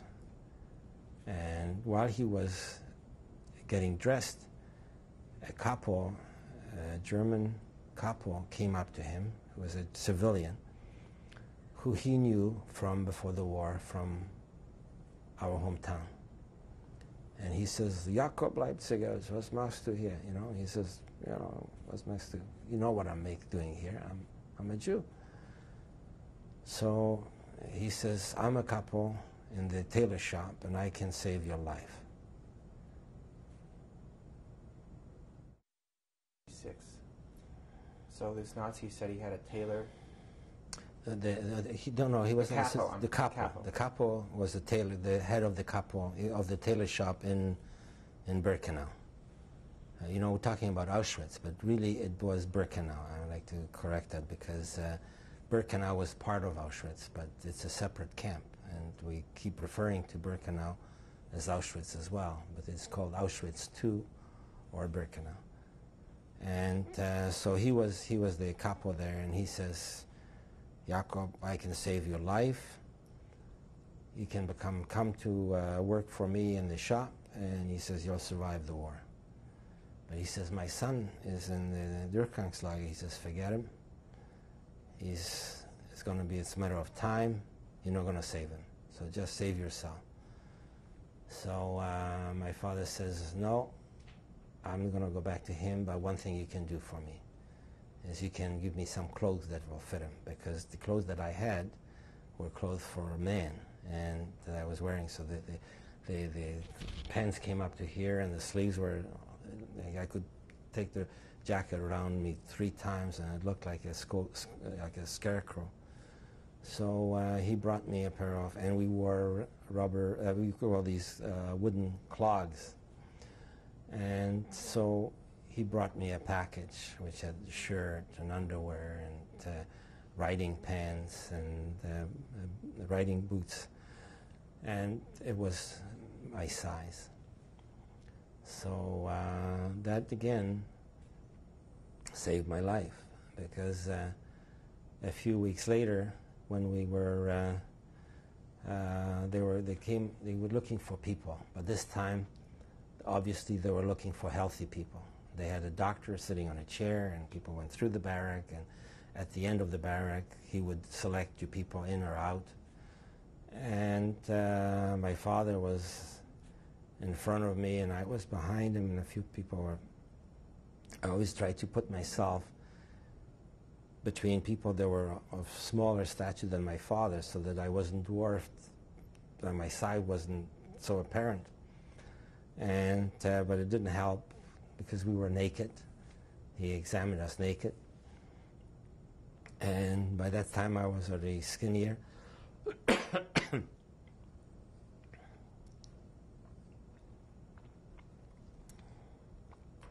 And I was rejected. So I went around, and they separated us with some capos keeping guards. And my father, with the people that were selected, were standing to one side. And my father saw the officer was obviously supervising this selection in addition to the doctor who was doing the actual selecting. And he went over to him. He tried to go over to him, and of course there was a policeman, it was a capo or a Nazi soldier that was there. They tried to stop him, and he started to hassle with it.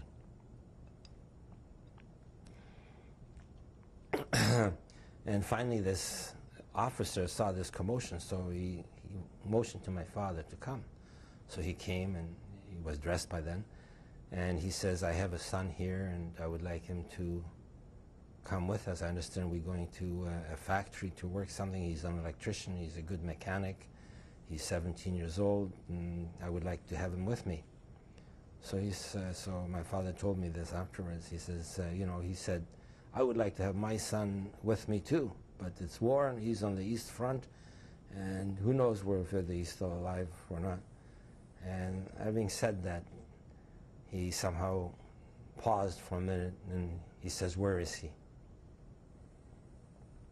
So by that time I was dressed, and my father motioned to me, and of course I jumped up, and I had these boots on, and I could click my heels and stretch myself out as tall as I could make myself. I looked like a human being. And he says, okay, wait here. So I waited, and the selection was going on, and then the doctor motioned to him that he has the quota, that he had the number of people that they wanted. It turned out that it was 600 men.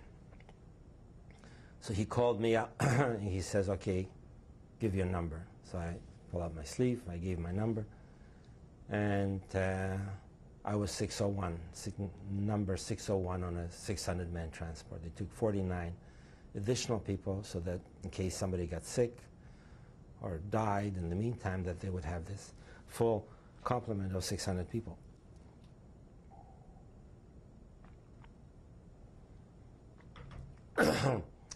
Well, the next 2 weeks while we were in quarantine, we were separated in a separate barrack, the 650 people, and we were given better rations. And we were marched, we were exercised, and we were, a lot of exercising every day, all day long practically. Jump and run and squat and jump and do leapfrogs and attention, heads off, heads on. And the unit became like in 2 days, it became like a military unit. Everybody marched in unison, nobody was out of step, nobody got a cold, nobody got sick, everybody was hanging on because this was life. Everybody knew what that meant. So it came time to get dressed because they shaved our heads, they shaved the stripe out in the middle of the head, and they brush cut the rest of it.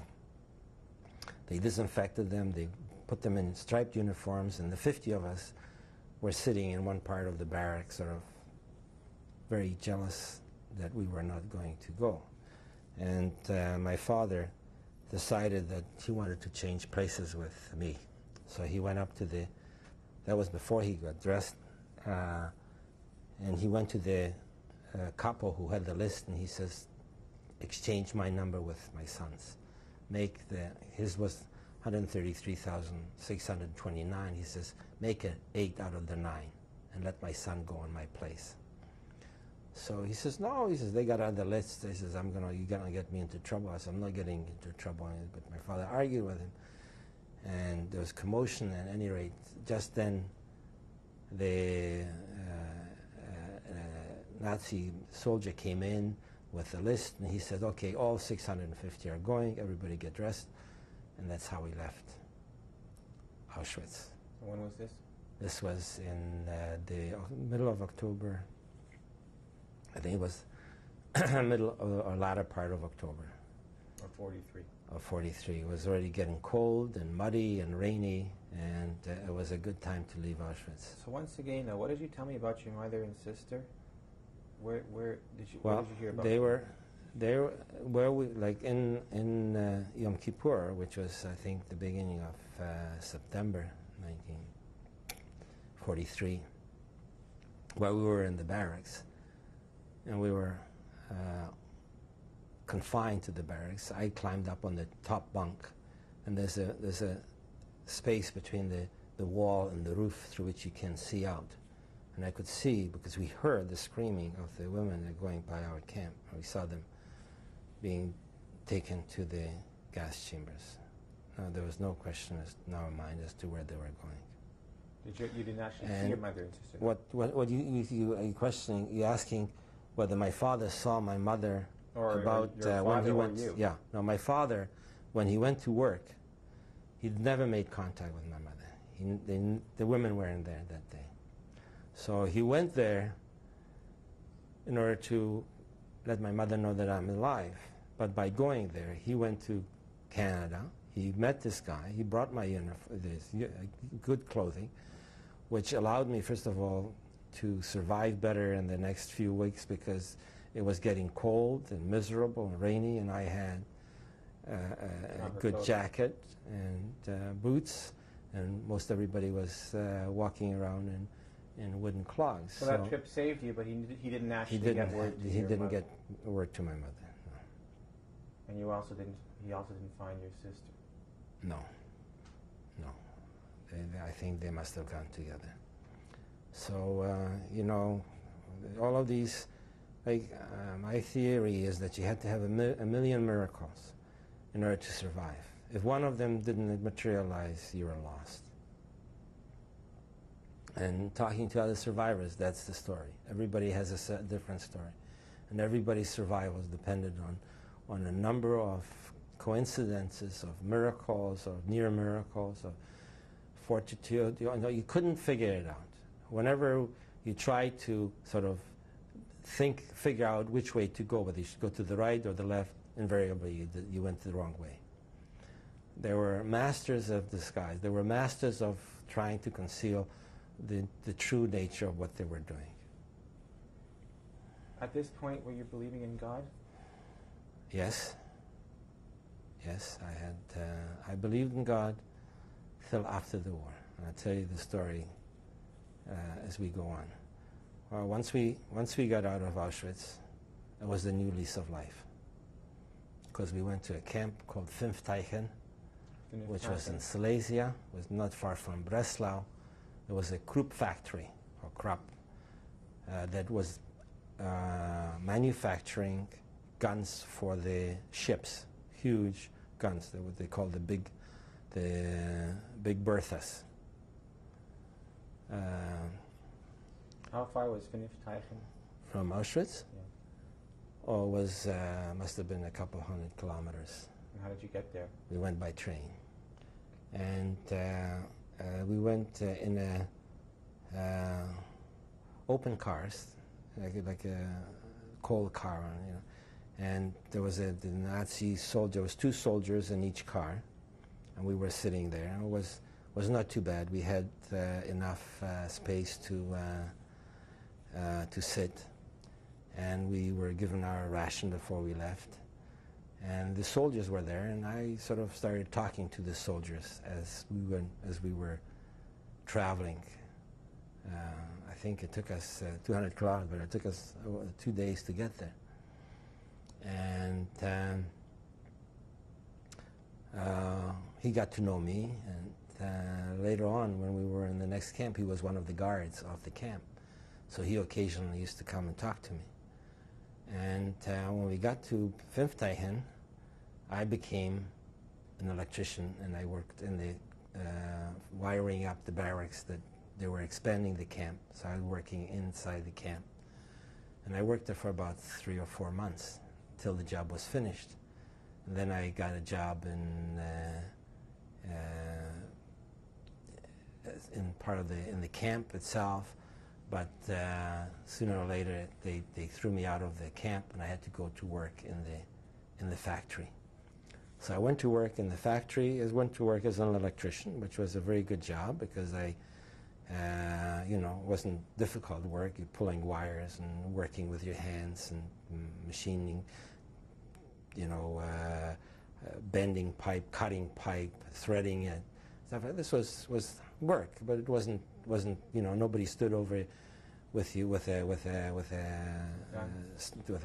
gun or with a stick over your head. We had our couple, and our boss was a civilian who we worked for, and a civilian Nazi German, and it was a very good job.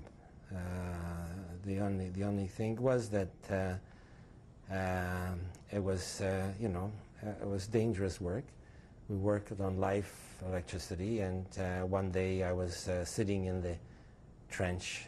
The wiring was in trenches, and I was trying to file out a burr out of a box that was alive, and the file touched the live terminal, and it just welded right through, and the big flash hit my eye, and it blinded me.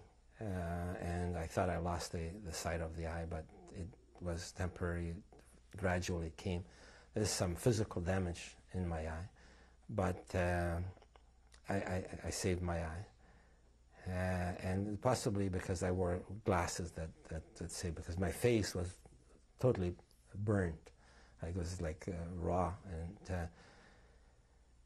that was not my problem. My problem was that I was accused of having sabotaging the plant, because I put about 2 bays out of commission. Like a bay was a big long bay where they had dozens of pieces of equipment and machinery, and everything just went to a standstill till they reset. They had to check what happened, and before they reset the breaker, it must have been a half an hour or an hour that they lost, so they accused me of sabotaging. And it was interesting that the civilian boss that I worked for came to bat for me, and he said that it was an accident, and instead of putting me back into work with the tools, he put me into a warehouse. So I became the warehouse keeper, which was, again, a very fortuitous occurrence for me. My face healed, didn't leave a mark on it, and my sight came back, and I worked in this plant and in this warehouse, and I started manufacturing little heaters, which I proceeded to sell to the German civilians in the factory that worked with us. You see, all this, the prisoners were working with civilians side by side, and my father was working on a lathe, and his boss was a very kind old German gentleman, and he kept telling my father what the news were from the front, and he kept saying, "Hang on, the war is almost over. Hitler's not going to win it, and there's no way that he's going to win the war." And by 43, there was after I think the attack on Leningrad that they started in 1942, I guess. So they were already being driven back. So the war looked not so good for the Nazis anymore. And I manufactured these things, and I would sell it to him. I would give it to him. I would go past my father's place, and I would drop it on the bench, and keep on walking, or pretending that I delivered some material. And he would take it, and he would sell it to his, or they came by between, to sell it to the other people that lived in the barracks, because they confiscated all hot plates. And this thing you could put in a glass of water and it would boil by, it was basically two wires with two metals, pieces of metal separated by a piece of Bakelite, and it was boiling by electrolysis. And they really liked it because they confiscated all the hot plates. So if they want to have a cup of tea in the evening, they couldn't have it. So this was a very hot item. So I manufactured this as fast as I could without making obvious that parts were disappearing. And he would either give my father a piece of bread, or he would drop a bag into the garbage bin as I was walking by so that I could retrieve it, because there's no fraternization between the people. And that's how we worked. And then while I was working in the plant one day, I also worked for the capo in the barracks. I would do his dishes, prepare his food. He would have his buddies come in and play cards, because they had an easy life inside the camp. They didn't have to go to work. They stayed home like in the barracks all day. They slept through the day, and then when it came at night, they were awake, and everybody else went to sleep. And so I liked the job because it was giving me extra food. When I was preparing food for them, I made sure that there was enough that was left over for me and my father that I gave him. And it was a very good, but the difficulty was that I was very tired, because I stayed up to maybe 11 o'clock, and at 5 o'clock I had to get up with a pal. And so during the day I tried to find a place where to sleep. And the warehouse was not very busy, and there was two of us working in the warehouse, so I would tell the other guy that was working with me, is I'm going to go and sleep.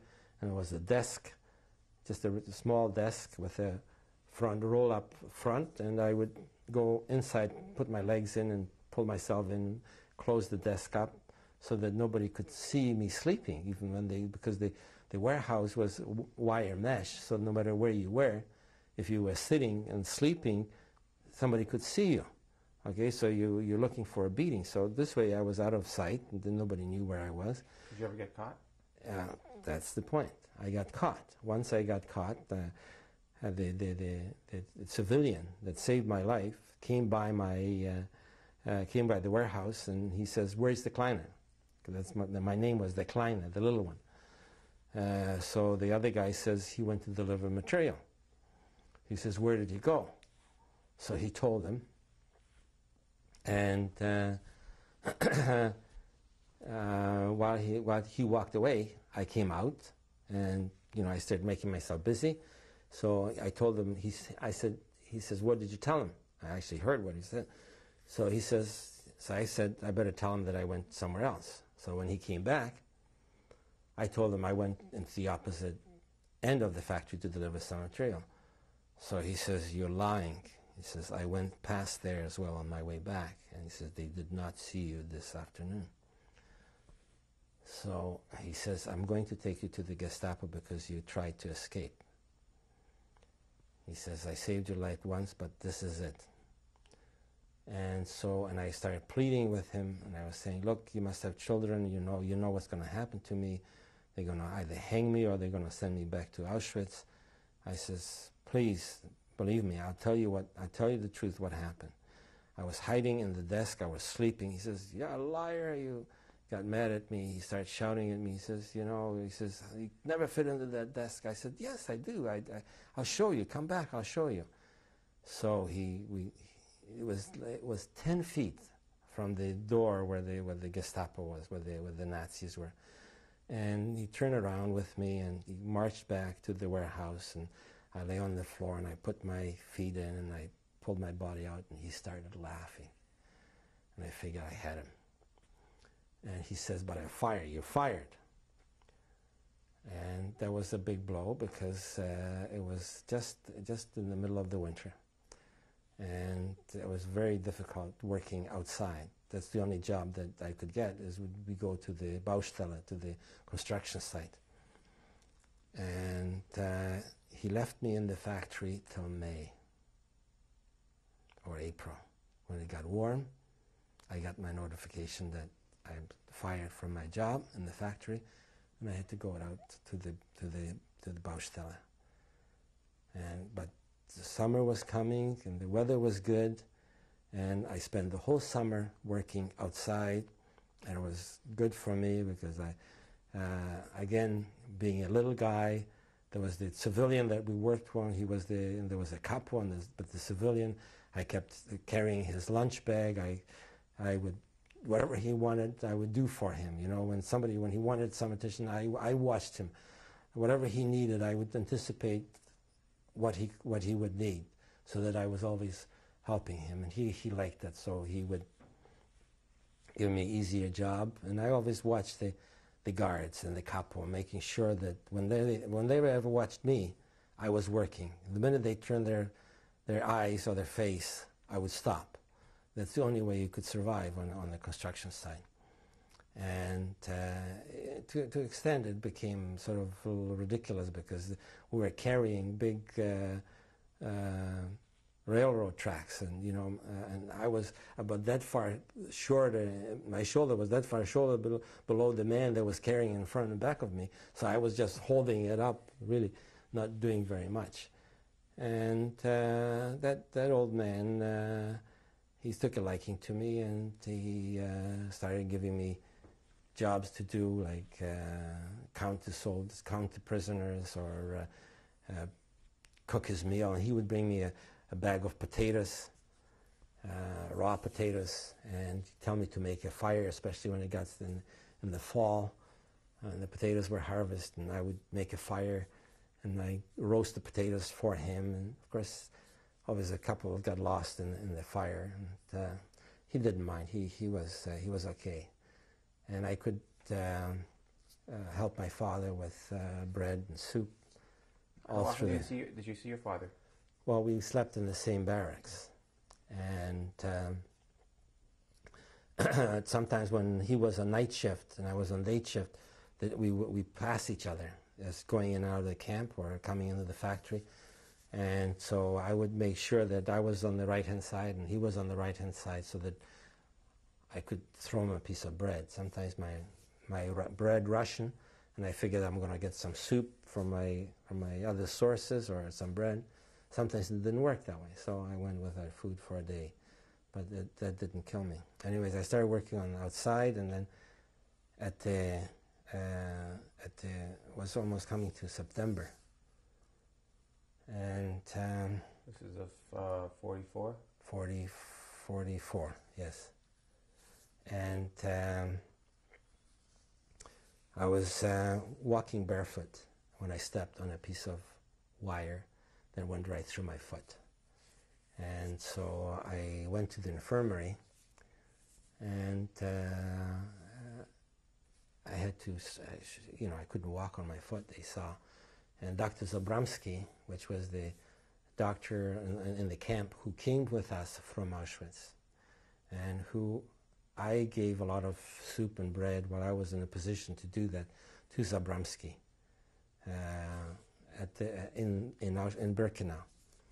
And so I knew him quite well. And he looked at my foot and he says, "Okay, you can stay in the barrack." So I stayed in the barrack. He put a bandage on it, and he cleaned it out because it was a rusty thing. I'm sure, I don't know if he gave me an injection against whatever, tetanus, or I don't even know whether they had that. But all I know is that my foot, like if I stood on it, my foot would get swollen up and wouldn't heal. And I didn't want to go back out into the construction because it was already October, and it was a rainy season, it was cold. And while you're in camp, you sort of organize yourself so that you had better uniform, and you had a sweater or an undershirt or good underwear and socks and shoes. You organized all of that from within the camp. Whenever there's an exchange, you make sure that you get the best possible clothes. Or you took, they gave us cigarettes. Cigarettes became money. So you could trade cigarettes for with the guy that was looking after giving out the clothing, and give him a bribe so that you could exchange better clothes. So I had good clothes going before I went to the infirmary. But once you come out of the infirmary, they sent you back to the site. You start from nothing. They remove everything. You go to delousing. You give you a new issue. And you got the worst thing, paper-thin uniforms and everything. So I didn't want to leave that infirmary. So during the day, I would go into the infirmary, the kitchen. We had our own kitchen, and I would help the guys to clean the dishes and deliver stuff to the people who were bedridden, who could not get out of bed, and try to make myself useful. Okay, became in the evening, my foot was swollen up.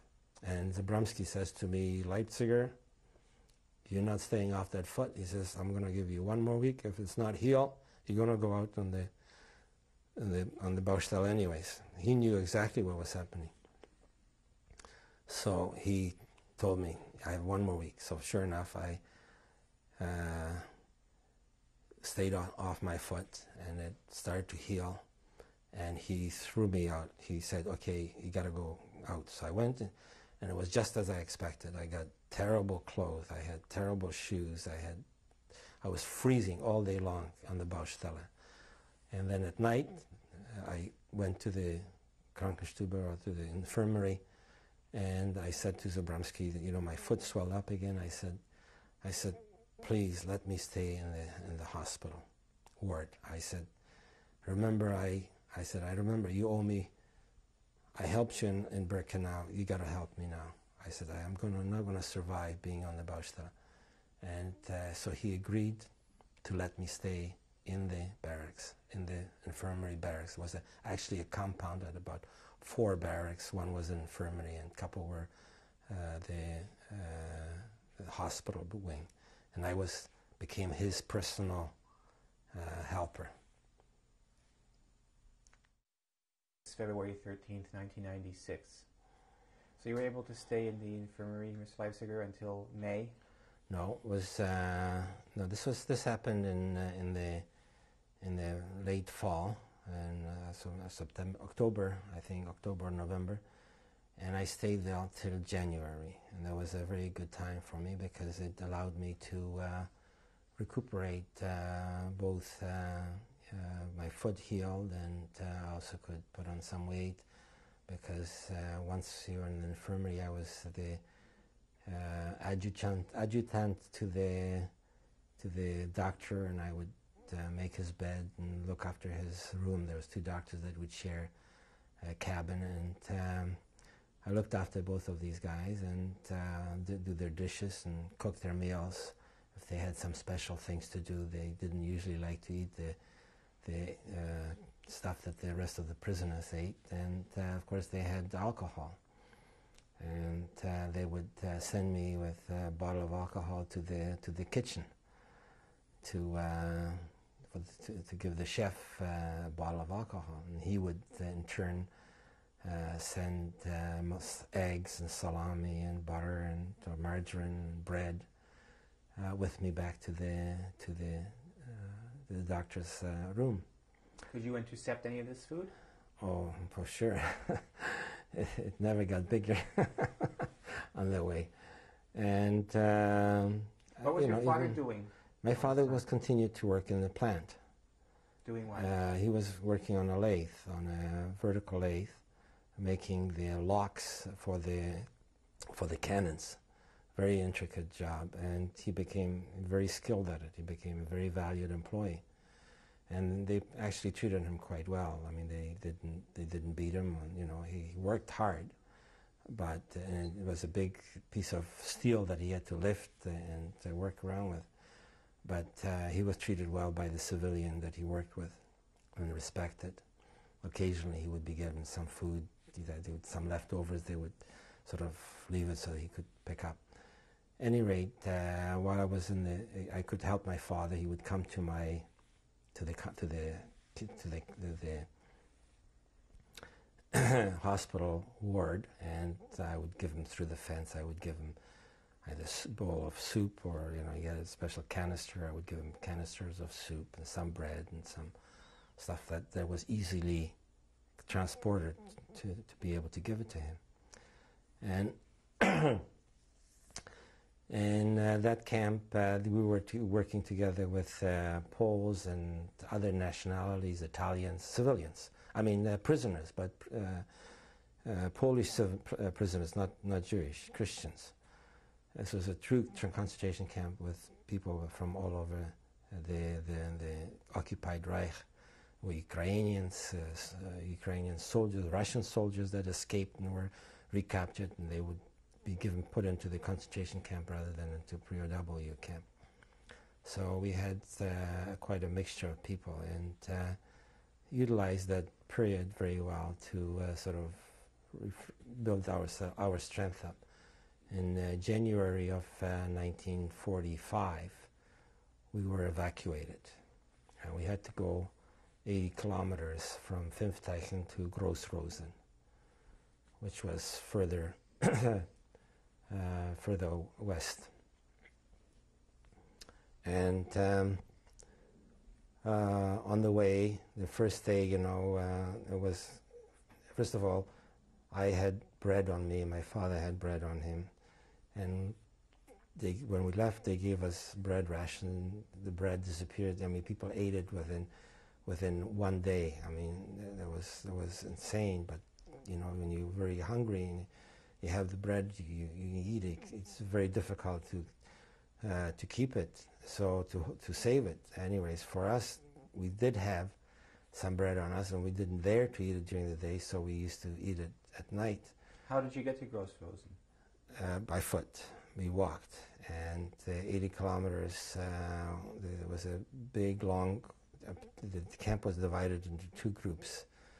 I found out afterwards that one went to Großrosen and another one went to another camp, which I don't remember. Was this a death march? This was basically a death march. It didn't start out like that, but we were given about 2 days' ration. And we were marched, the first day we were marched very quickly, and a lot of the prisoners started to fail. On the second day, prisoners started to stumble and get weak, and we didn't get any water. And the second day, the first night we stayed in a barracks, in a barn, a huge barn, and some people slept outside. I got inside with my father. We slept inside in straw. What was the temperature?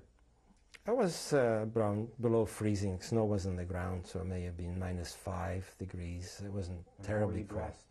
Pardon? How were you dressed? We dressed our uniform, but I had good clothes. I had shoes.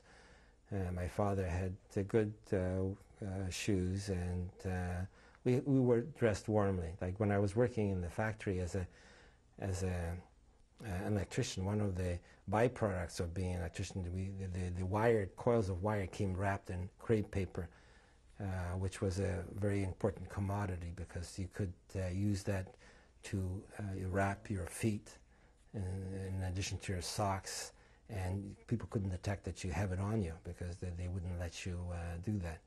Or when I was working on the Baustelle, we would save the inside bags of cement, remove the outer and inner pieces of cement of the paper, and there were about 4 layers of paper that we saved, and cut out a neck and wore sleeves, cut out sleeves, so you wore it as a windbreak, and that was very important.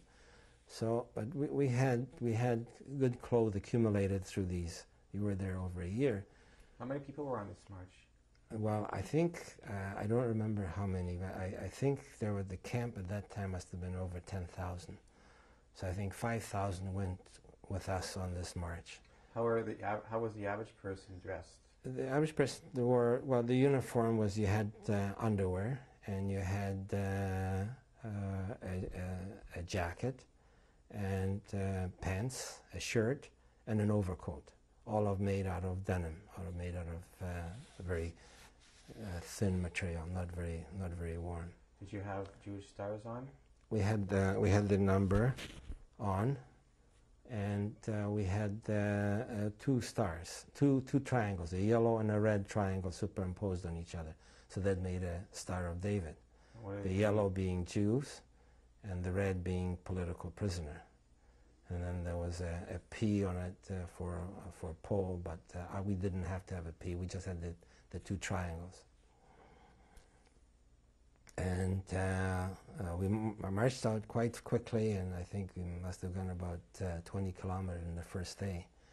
And we could hear the war coming close as the shells were bursting in the air, and could hear the front not far from us. And some people were left in the infirmary, and we didn't know what was going to happen to them, whether they're going to burn the infirmary, they're going to shoot everybody, or what's going to happen. But at any rate, we went.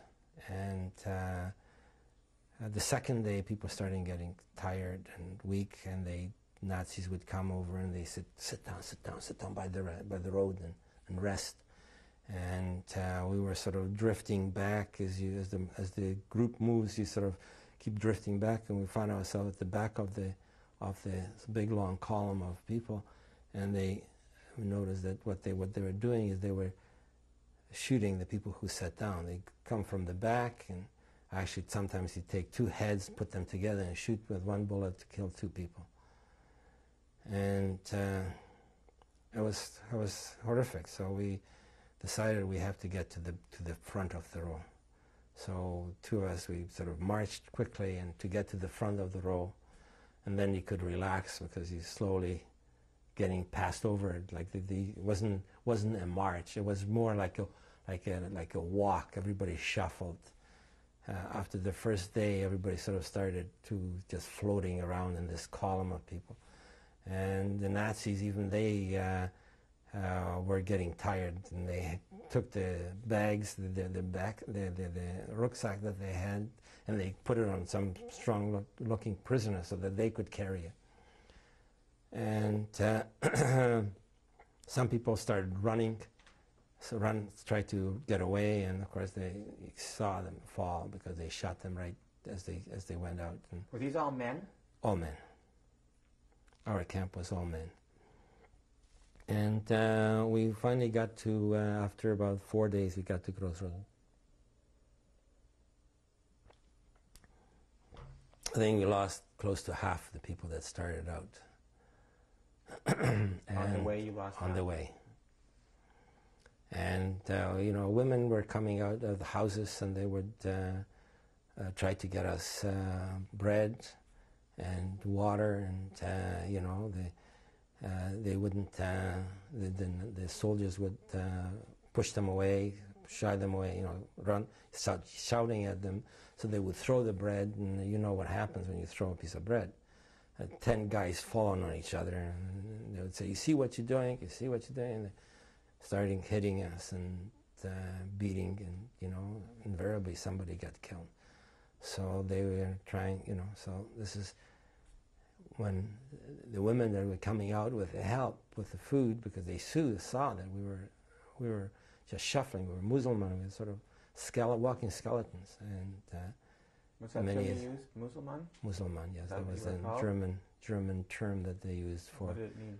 It was an emaciated person who was sort of skin and bones. Your eyes protrude, your buttocks are just skin hanging down, and you walk on a very, you're half delirious.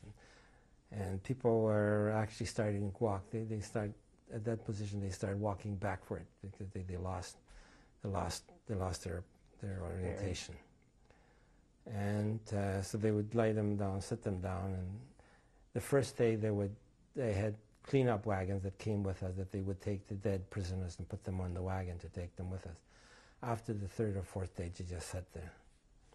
They just left them there. And when we got to Gross-Rosen, the camp was absolutely overfilled. And it was horrendous.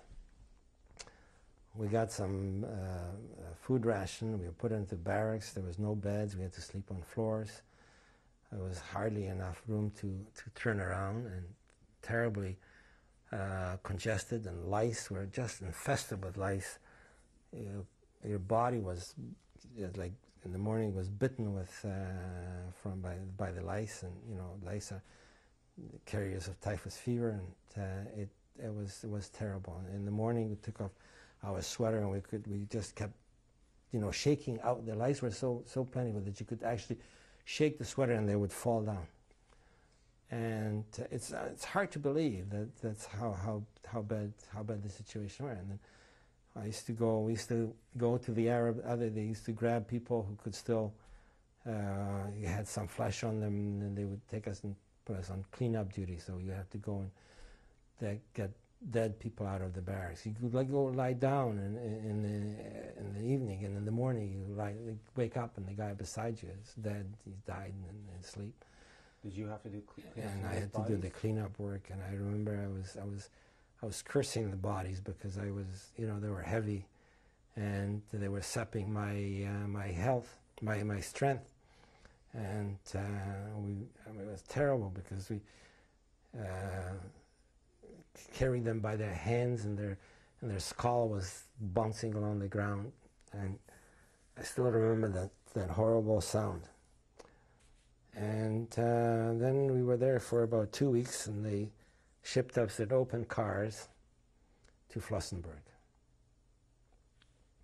We didn't know where we were going, but they shipped us out. And Flossenburg is in Bavaria. And we went to, they put us about 100 people in a car, or maybe 80 people in a car, again with 2 soldiers in each car. And by about they gave us the whole loaf of bread, which is really 4 days' rations. So we figured that it's going to be a long time before we're going to get food. So my father and I, we cut up the bread and we put it against our skin underneath our shirt, and the belt sort of held all of it around to conceal the bread. And we wrapped it in little pieces of cloth that we carried, that we had, and so that not to lose even a crumb. And we just took a piece of bread a day.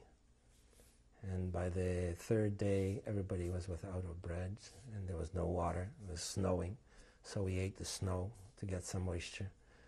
And by about the 4th day, we could all sit. We were not allowed to get rid of the bodies, so we lined them along the outside of the car, the cattle car, and we covered them with straw, and we sat on them.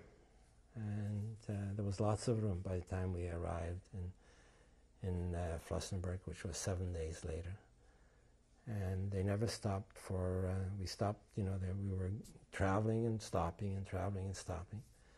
Most of the time we were traveling at night, and the Nazis were making sure that nobody had even the strength to jump out over the railroad car. The railroad car was way over your head. Nobody could even have the strength to chin themselves up.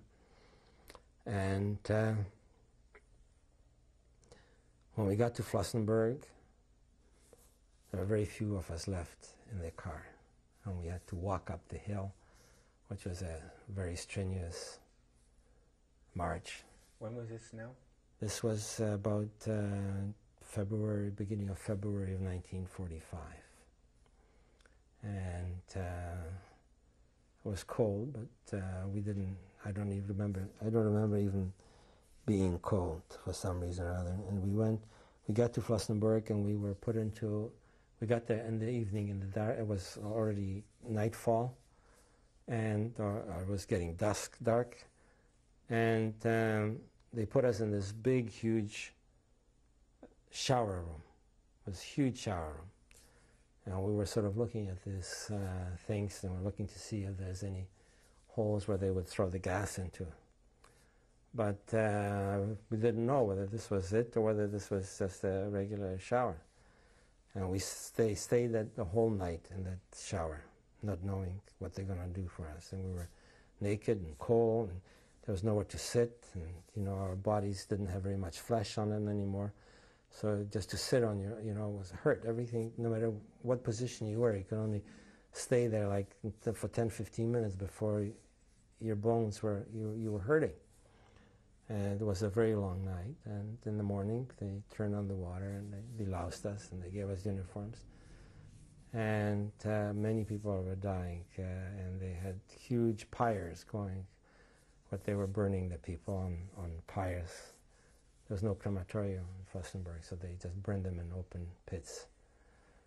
And we were again lucky to get out of Flossenburg. We volunteered to go on another. They were looking for Flossenburg was a Steinbruch, a quarry. Was very many people died. There was a terrible camp. So anything was better than that. So they were looking for mechanics. So that means they were going to a factory. So my father and I, we obviously were qualified mechanics, so we lined up. And they were viewing us, they were counting us, they had interviews with us, and they came to me, they stopped, and they looked at me and say, "Hey, you're quite small, how old are you? What can you do?" And I told them, and anyways, they let me go through.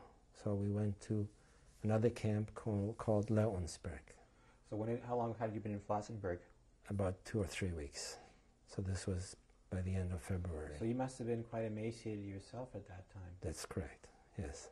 So what gave you the will to go on? My father. The fact that we were together. That was the most important aspect of it. He lived for me and I lived for him. When we were on the death march, we sort of dragged each other. I would pull him and then he would pull me. And the fact that we were together really, really survived us. And it helped us to survive. And so we got into another camp called Leonsberg. And there we were working inside of a tunnel, like a railroad, like a road tunnel.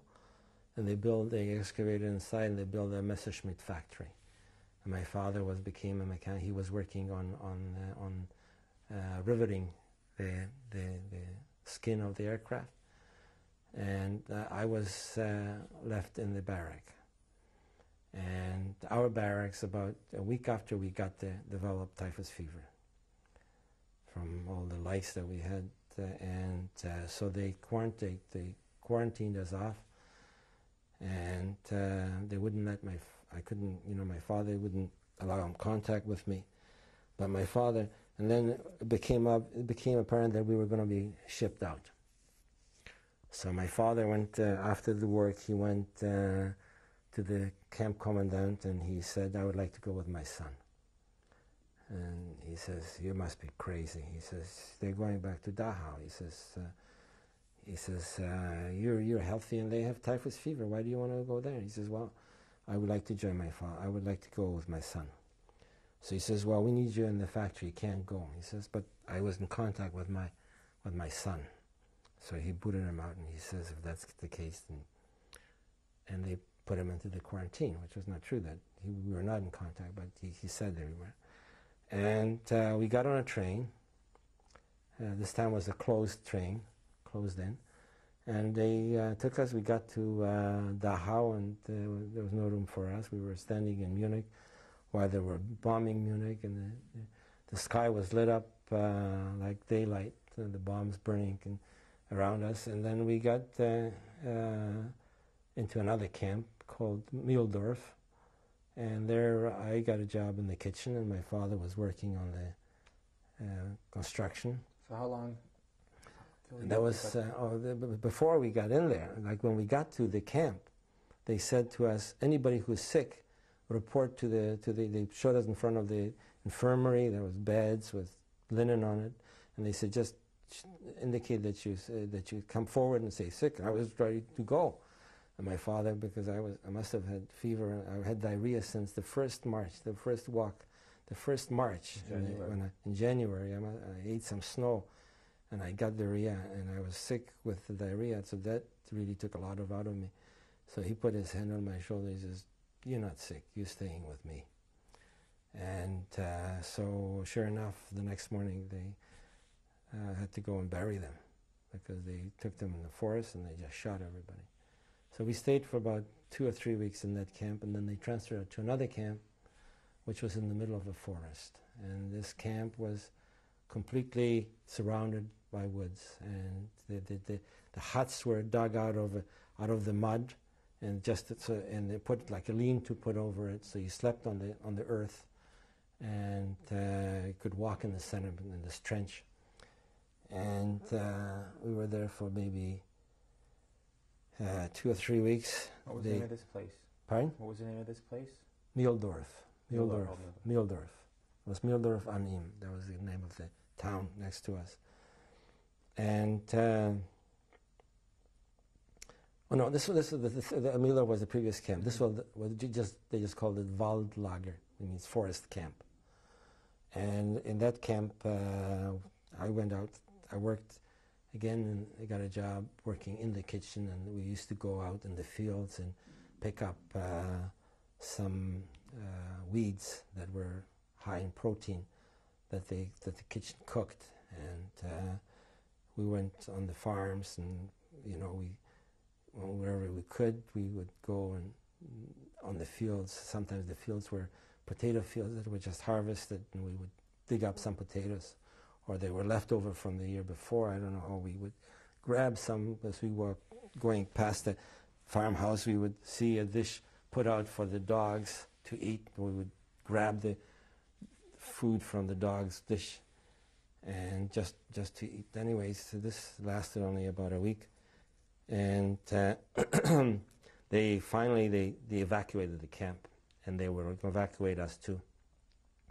We decided we want to hide inside the camp, but there was nowhere where to hide. Everybody, where there was a hiding place, there were already 2 or 3 guys hiding in that place, and so we stayed back as far as we could in the camp, and then finally they cleaned the camp out and they got us, and I came to the commandant and I said I can't go, I'm too weak to walk. He says, rather than die on the way, I'm going to die here, and please let me stay. And so I said, can my father stay too? He says, he looked at him, he was a big boned man, so when he was a skeleton, he looked big. He had big cheekbones, and so he says, no, he has to go. So I said, well, then I'm going to go with him. And he sort of half carried, half dragged me, and we went and turned around walked away from him, and he changed his mind. He called us back. He says, you can both stay. And that train went out, and the next night it was bombed by the Americans, and the prisoners started running, and the Nazis were shooting everybody who was getting off the train. As a matter of fact, I met somebody in Toronto many years later that was on the train that ran away, who was successfully ran away off the train, hid it in a farmer's barn for 3 days and survived the war. With us, we stayed in the barracks, in the infirmary, and about 2 days later, the commandant came. He had his insignias ripped off, and had a paper in his hand that was supposedly saying that there's an order from Himmler that he should destroy the camp, burn the camp, kill everybody. He says, I'm going to give the camp over to the Americans. I don't have food to take you out, so I'm going to give you over to the Americans. And 2 days later, a sister camp that have Russian prisoner of war. 2 guys escaped from the camp. Guards were very few guards were left by that time. It was already end of April, and 2 of them escaped. Went with a motorcycle, one of the Nazis' motorcycles, and they went out to the front and they brought in.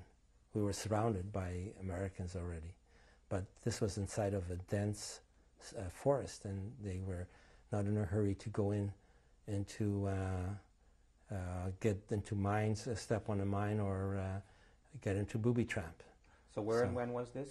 This was May the 2nd of May the 2nd, 1945. And where exactly was this? That was in not far from Mühldorf on Inn, which is about 60 kilometers south of Munich, actually it was east of Munich, and it was in the foothills of mountains already. Beautiful place, and so they brought a personnel carrier and a tank with them, and to liberate us. And they arrested the Nazis that were there, and they were standing on the personnel carrier, and they were the Americans were shielding them from us. And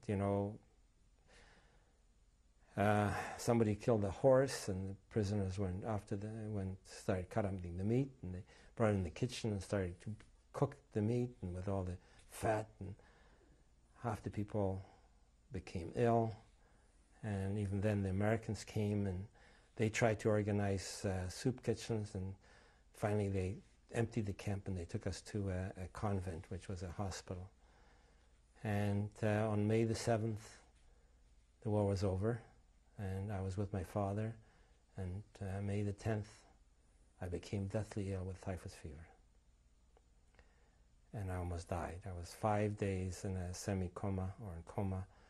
I just had very few moments, lucid moments, and that's why the reason I know that I believed in God, because whenever I was awake, I prayed to God. I was arguing with God. What did I do to deserve to die now, after having suffered all of this hardship and what I saw and all of the things? Why do you have to take me now? 6. So you were talking to the Almighty. Yes, well, I was like the time that I was awake was very short, but I remembered that I was arguing with the God, and I couldn't understand. During the time that I was in camp, there were many days where I realized that maybe I'm being punished, and the people who went to their death to the gas chamber had it easier, because at least they went quickly. Whereas the struggle, everyday struggle in the camps, even so I had it in many instances better than others. It was horrendous. And you never get used to hunger, and different people react differently to hunger, and you become weak and lethargic, and you don't want to move, and depressed, and all of this adds to your feeling of despair.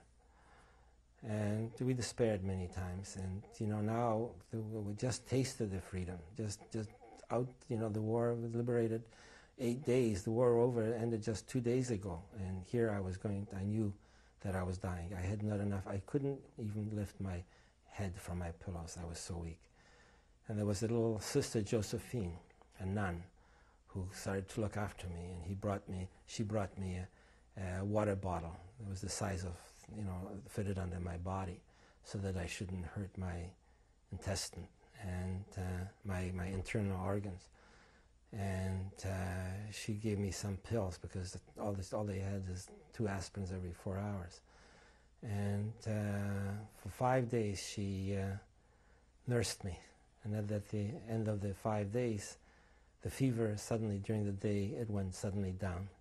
And she came to my bed, and she put her hand on my forehead, and she felt cold and clammy, and she thought I died. So she ran to get the priest. It's the only thing she knew what to do. And my father was out of the room, apparently, and the priest came in with all his paraphernalia, and my father comes in, and he starts yelling at him. What are you doing? He's Jewish, and in this commotion I woke up.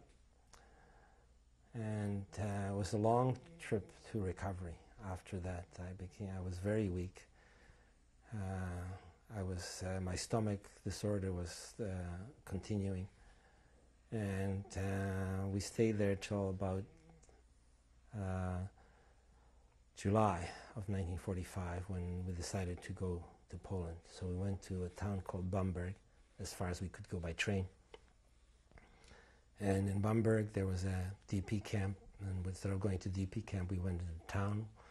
We went to the city hall. We asked them to give us an apartment, and they put us on welfare, and we lived on our own. And then about 4 weeks later, my father decided to go to Poland, and I decided to stay.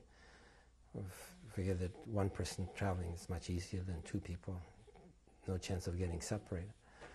And so we went to the place where we were going to go on a train, on a hitchhike, trucks that went across the border or went close to the border, because across the border you had to go on foot. And we met some people coming from Poland, and they said, "Don't go. Let your son go." He says, "They're still drafting people. The Russians are taking people to the army because the war with Japan was still on." And so he took his bag, he gave it to me, and I went to Poland to look for my mother. And I went to this neighbor of my grandmother to find out who survived. And she told me that my mother's two sisters came. And she told me that they were in Lodz. And then I went to the city hall to see who was in the city, who survived in the city. And I found an uncle and three of my cousins. Two of my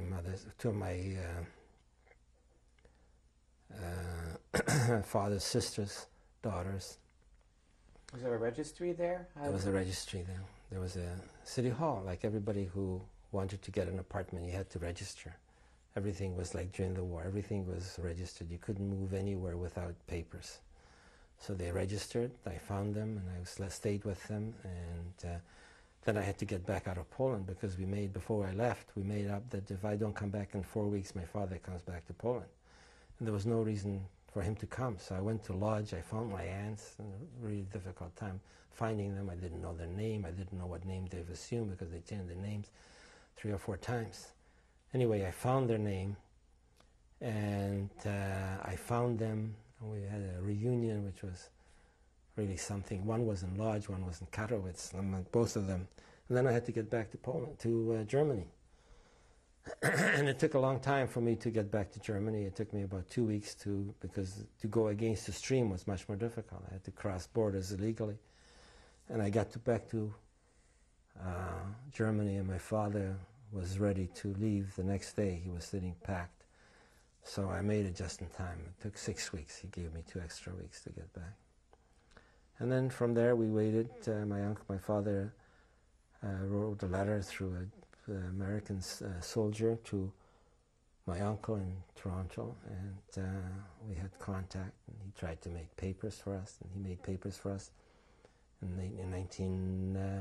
have the applications. 1946 he made the application, and it took us 2 years because we were rejected on 2 occasions because there was a severe quota of Canada that wouldn't take Jews. Finally our number came up and they let us through, and we came to Canada, and my father started working as a tailor in my uncle's factory.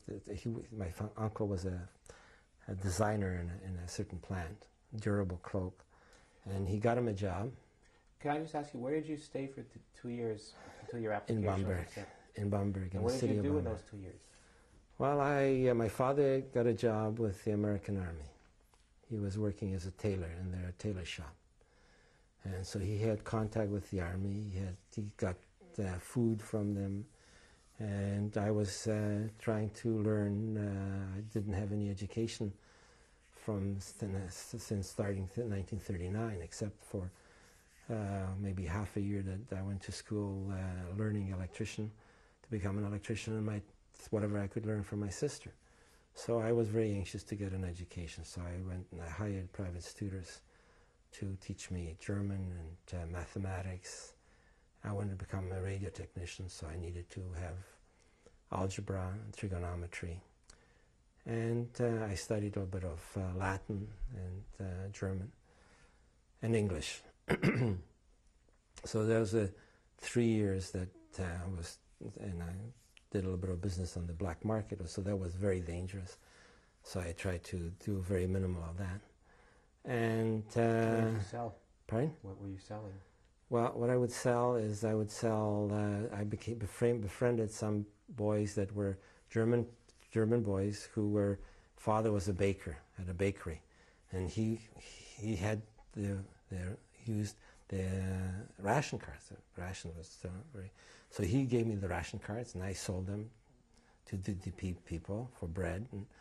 And the money that I got, I bought alcohol and sold it to the American soldiers. And that's how you make money. And I didn't do very much. I was really consciously trying to get an education. And when we came to Canada, that helped me, because when I arrived, it was just after Rosh Hashanah, or just before Rosh Hashanah. And after Rosh Hashanah, I went to go to get a job as an apprentice, an electrician. And I asked my cousin, I said, what's the chances of going into high school? So he says, I don't know, let's try. Turn around, and we went into Harvard Collegiate and talked to the principal, and he says, how old are you? I said, 18. I made myself 2 years younger. And he says, okay, what do you know? So I says, well, I took algebra, I took trigonometry, I took German, I took Latin. So he says, okay, have you, and he says, what do you know about algebra? So he brought in the teacher, and he told me A plus B, quantity squared. What language were you talking in? English. How did you know English? I studied, for 3 years I studied in Germany, English. So I had decent vocabulary. I could make myself understood. Couldn't express myself, but I could make myself understood. And so I didn't have to speak algebra, you can write. And so he gave me grade 11 algebra, and I went grade 12 and grade 13 subjects, the whole mishmash of subject, and I went into high school. My father worked in the factory, and that's how I started my career. A year later, 2 years later, I entered university. And where did you study? At the University of Toronto. I became an electrical engineer. Did you have any expectations coming to Canada? Yes, I had very great expectations coming to Canada. Also, when we landed in Quebec, I think I was ready to go back. When we saw the port facilities of Quebec City with the broken down old houses, I mean, nothing was constructed during the war. And I said, you know, maybe we made a mistake, maybe we should have stayed in Germany. And my father says, when you get to Toronto, it's going to be a different city, you'll see. And he was right. I came to Toronto, and of course the biggest thing was that I met my two cousins and my uncle and aunt. And they were just starting their families. And it became a new life. And I worked very hard to learn. I didn't have any friends. The people that I came back from Germany, the other survivors, I had very little in common. They were much older. They were not interested. They were working.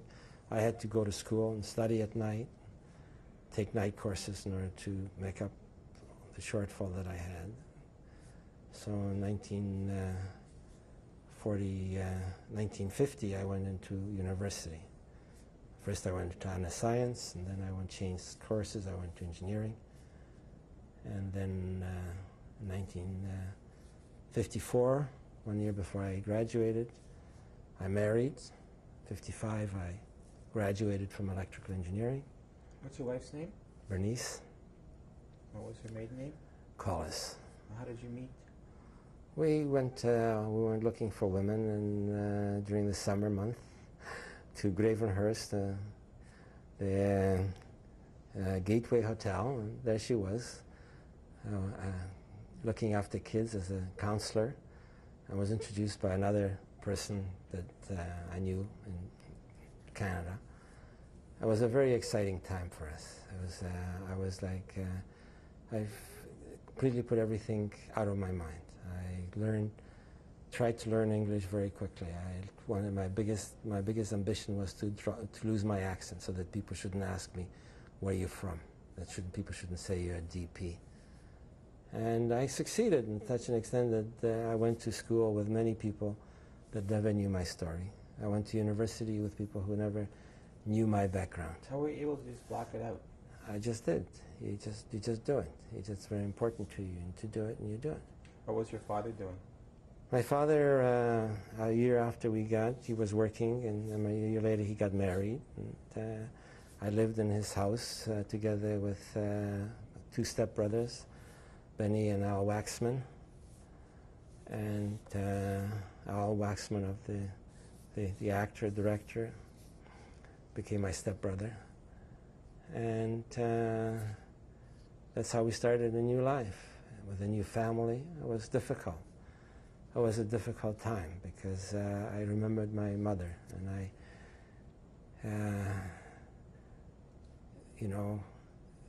we made an agreement early on that we would call our prospective parents by their first name, or their spouses by their first name, so that we didn't have to call each other, because the Waxman boys, lost their father about 2-3 years before, when they were quite young, and they had the same difficulty calling my father Dad as I had calling their mother Mother. And then we married. And, we had 3 children. We have 3 children. What are their names? The oldest is Lisa Sharon. The middle one is, Lisa Sharon is named after my mother. And Rhonda Beth is named after my sister and my father's mother. And my youngest daughter is Arlen Dean, named after my in-laws' parents. How many grandchildren do you have? I have eight grandchildren. Mr. Leipziger, how did all your war experiences change you as a person? How did it change me as a person? How do you know? How can anyone know what you're going to be like when you grow up? How can you don't know what's gonna influence you, what plays more of an important role. All I know is that my whole life, even in spite of, even maybe because of it, was governed by what I saw, what I suffered, and the fact that I survived. And it's more emotional for me to talk about the good times than it is about the bad times, because you can't take the good times for granted.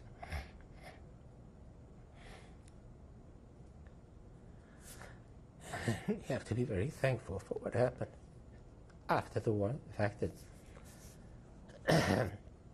I had an opportunity to restart my life, have a family, grandchildren.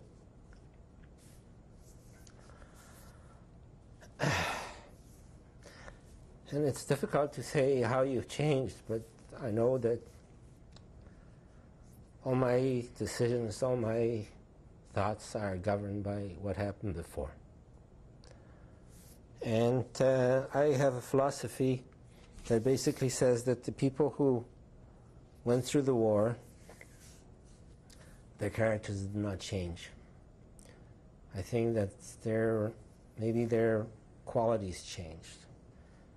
I think that the person who was a cruel person before the war was more cruel during the war.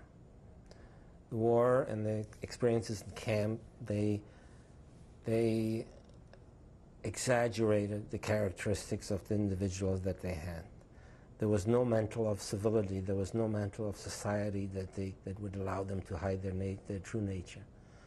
So that if they were violent, they became more violent. If they were reticent, if they were easygoing, if they were kind, they were kinder. Their kindness became like a shining example, like a torch, because there was very little kindness. And so the people who were kind, they stood out. Why did you do this interview today? Well, I guess the same reason why I've started working in the Holocaust Memorial and Holocaust Remembrance Studies some 25 years ago. I felt after my father died that up to that point it was sort of his duty, his role to tell the story to the people who would listen, and very few did listen. And in '72, after he died, I became involved in Holocaust studies in the Jewish Congress, and one thing led to the other. And I felt that in order for the world to learn something, we had to educate the people.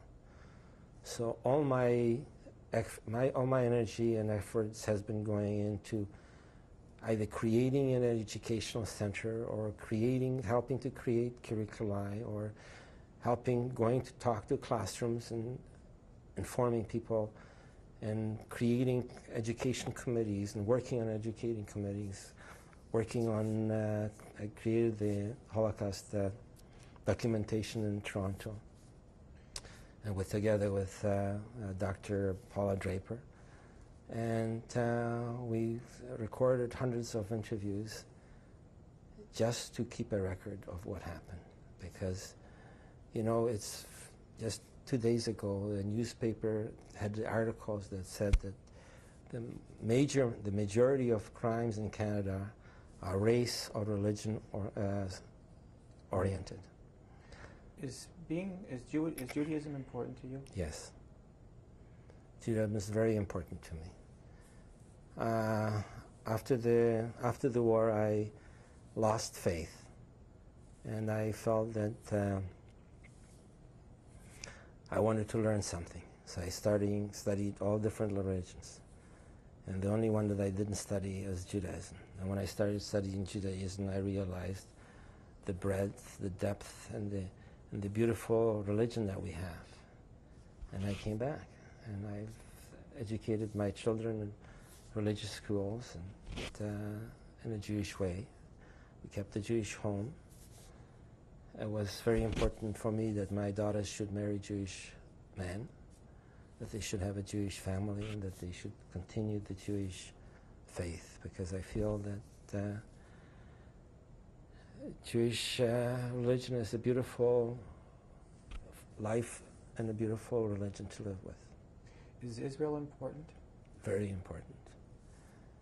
I think that there are very few people that would argue the point that it was Israel that allowed us to make a good life for ourselves, a Jewish life in the diaspora. The Jews could come out of hiding, didn't have to disguise their names. Anti-Semitism, to a certain degree, became unpopular and became socially not acceptable. And that furthered, I think, the development of Jewish life in Canada and the diaspora generally. And it is, if Israel were there in 1933, the Holocaust would not have happened. Before we end, is there anything you want to add about anything? Say anything to the world or to the children of your children who are going to be seeing this tape throughout the years? The only thing, the most important thing is be a mensch. Remember where you come from. Remember your heritage. Remember those who did not make it. And remember Israel, that it is Israel is our homeland, and our guarantee that it doesn't happen again. And help to educate the world that hatred, it may start on the schoolyard, or on the parking lot, or on the street, but it can end in Auschwitz. Mr. Leipziger, thank you very much.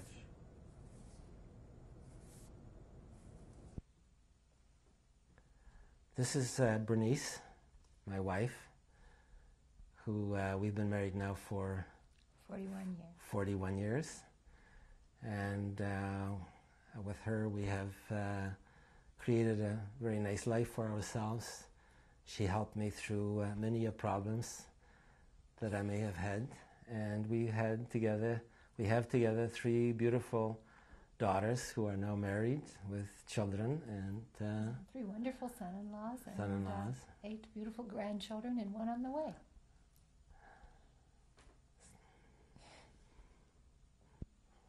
Yeah, this is my mother's mother, Elka Perchik née Hochman.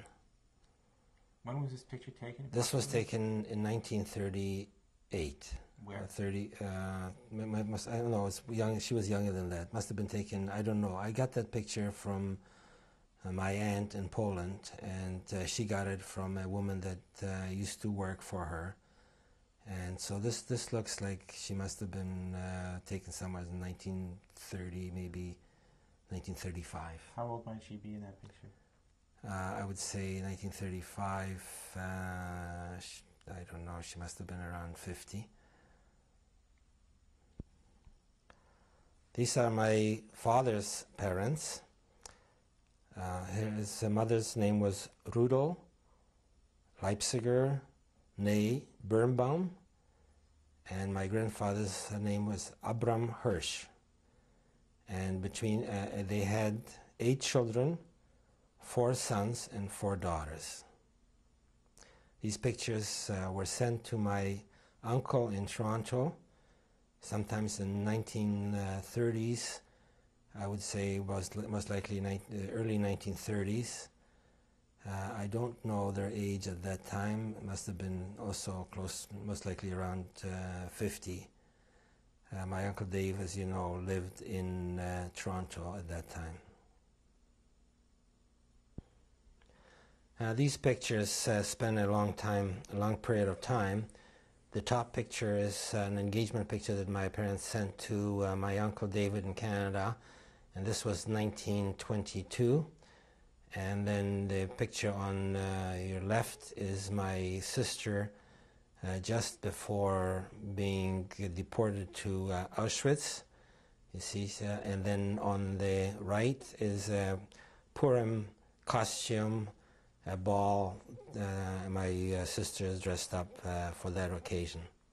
Where were these pictures taken? They were all taken in Hozhov, except the picture of my sister as the young lady was taken in, that was already taken in Sosnowiec. This is a picture of my father's brothers and sisters. Standing from left is my uncle Leon and my father, Jacob. Seated are his sister Mira and her husband. He did survive. My Aunt Dora and my uncle Tobias. What's your brother-in-law's name? Pardon? Your sister's husband? Kurt Nadelberg. He and his 2 daughters survived, and they lived in Paris till a very short time ago when one of their daughters died. This is my father and I right after the war. This is about 1945. You see my hair, our hair has grown back by that time. And this was in Bamberg, Germany. This is 1954, our wedding picture. The photograph is taken at my wife's parents' house on Fairley Crescent in Toronto. Starting from the left standing is Stephen and Lisa Pincus and their daughter Jordana. And next to them is Rhonda and Carrie Green. Next is Arla and Tzvi Litwin with their little boy Adam. The middle row, first on the left, is Jennifer Green, my wife's parents, Saul and Molly Collis, my wife, myself, and Mira. My Mira Pincus, my oldest daughter. Sitting on the floor is Jonathan Pincus, then is Jason Green, Daniel Green, and Joshua Litwin. Where was this picture taken? This was taken a couple years ago at the wedding of my niece, my sister's son's wedding. And where? In Toronto. The synagogue was Temple Sinai.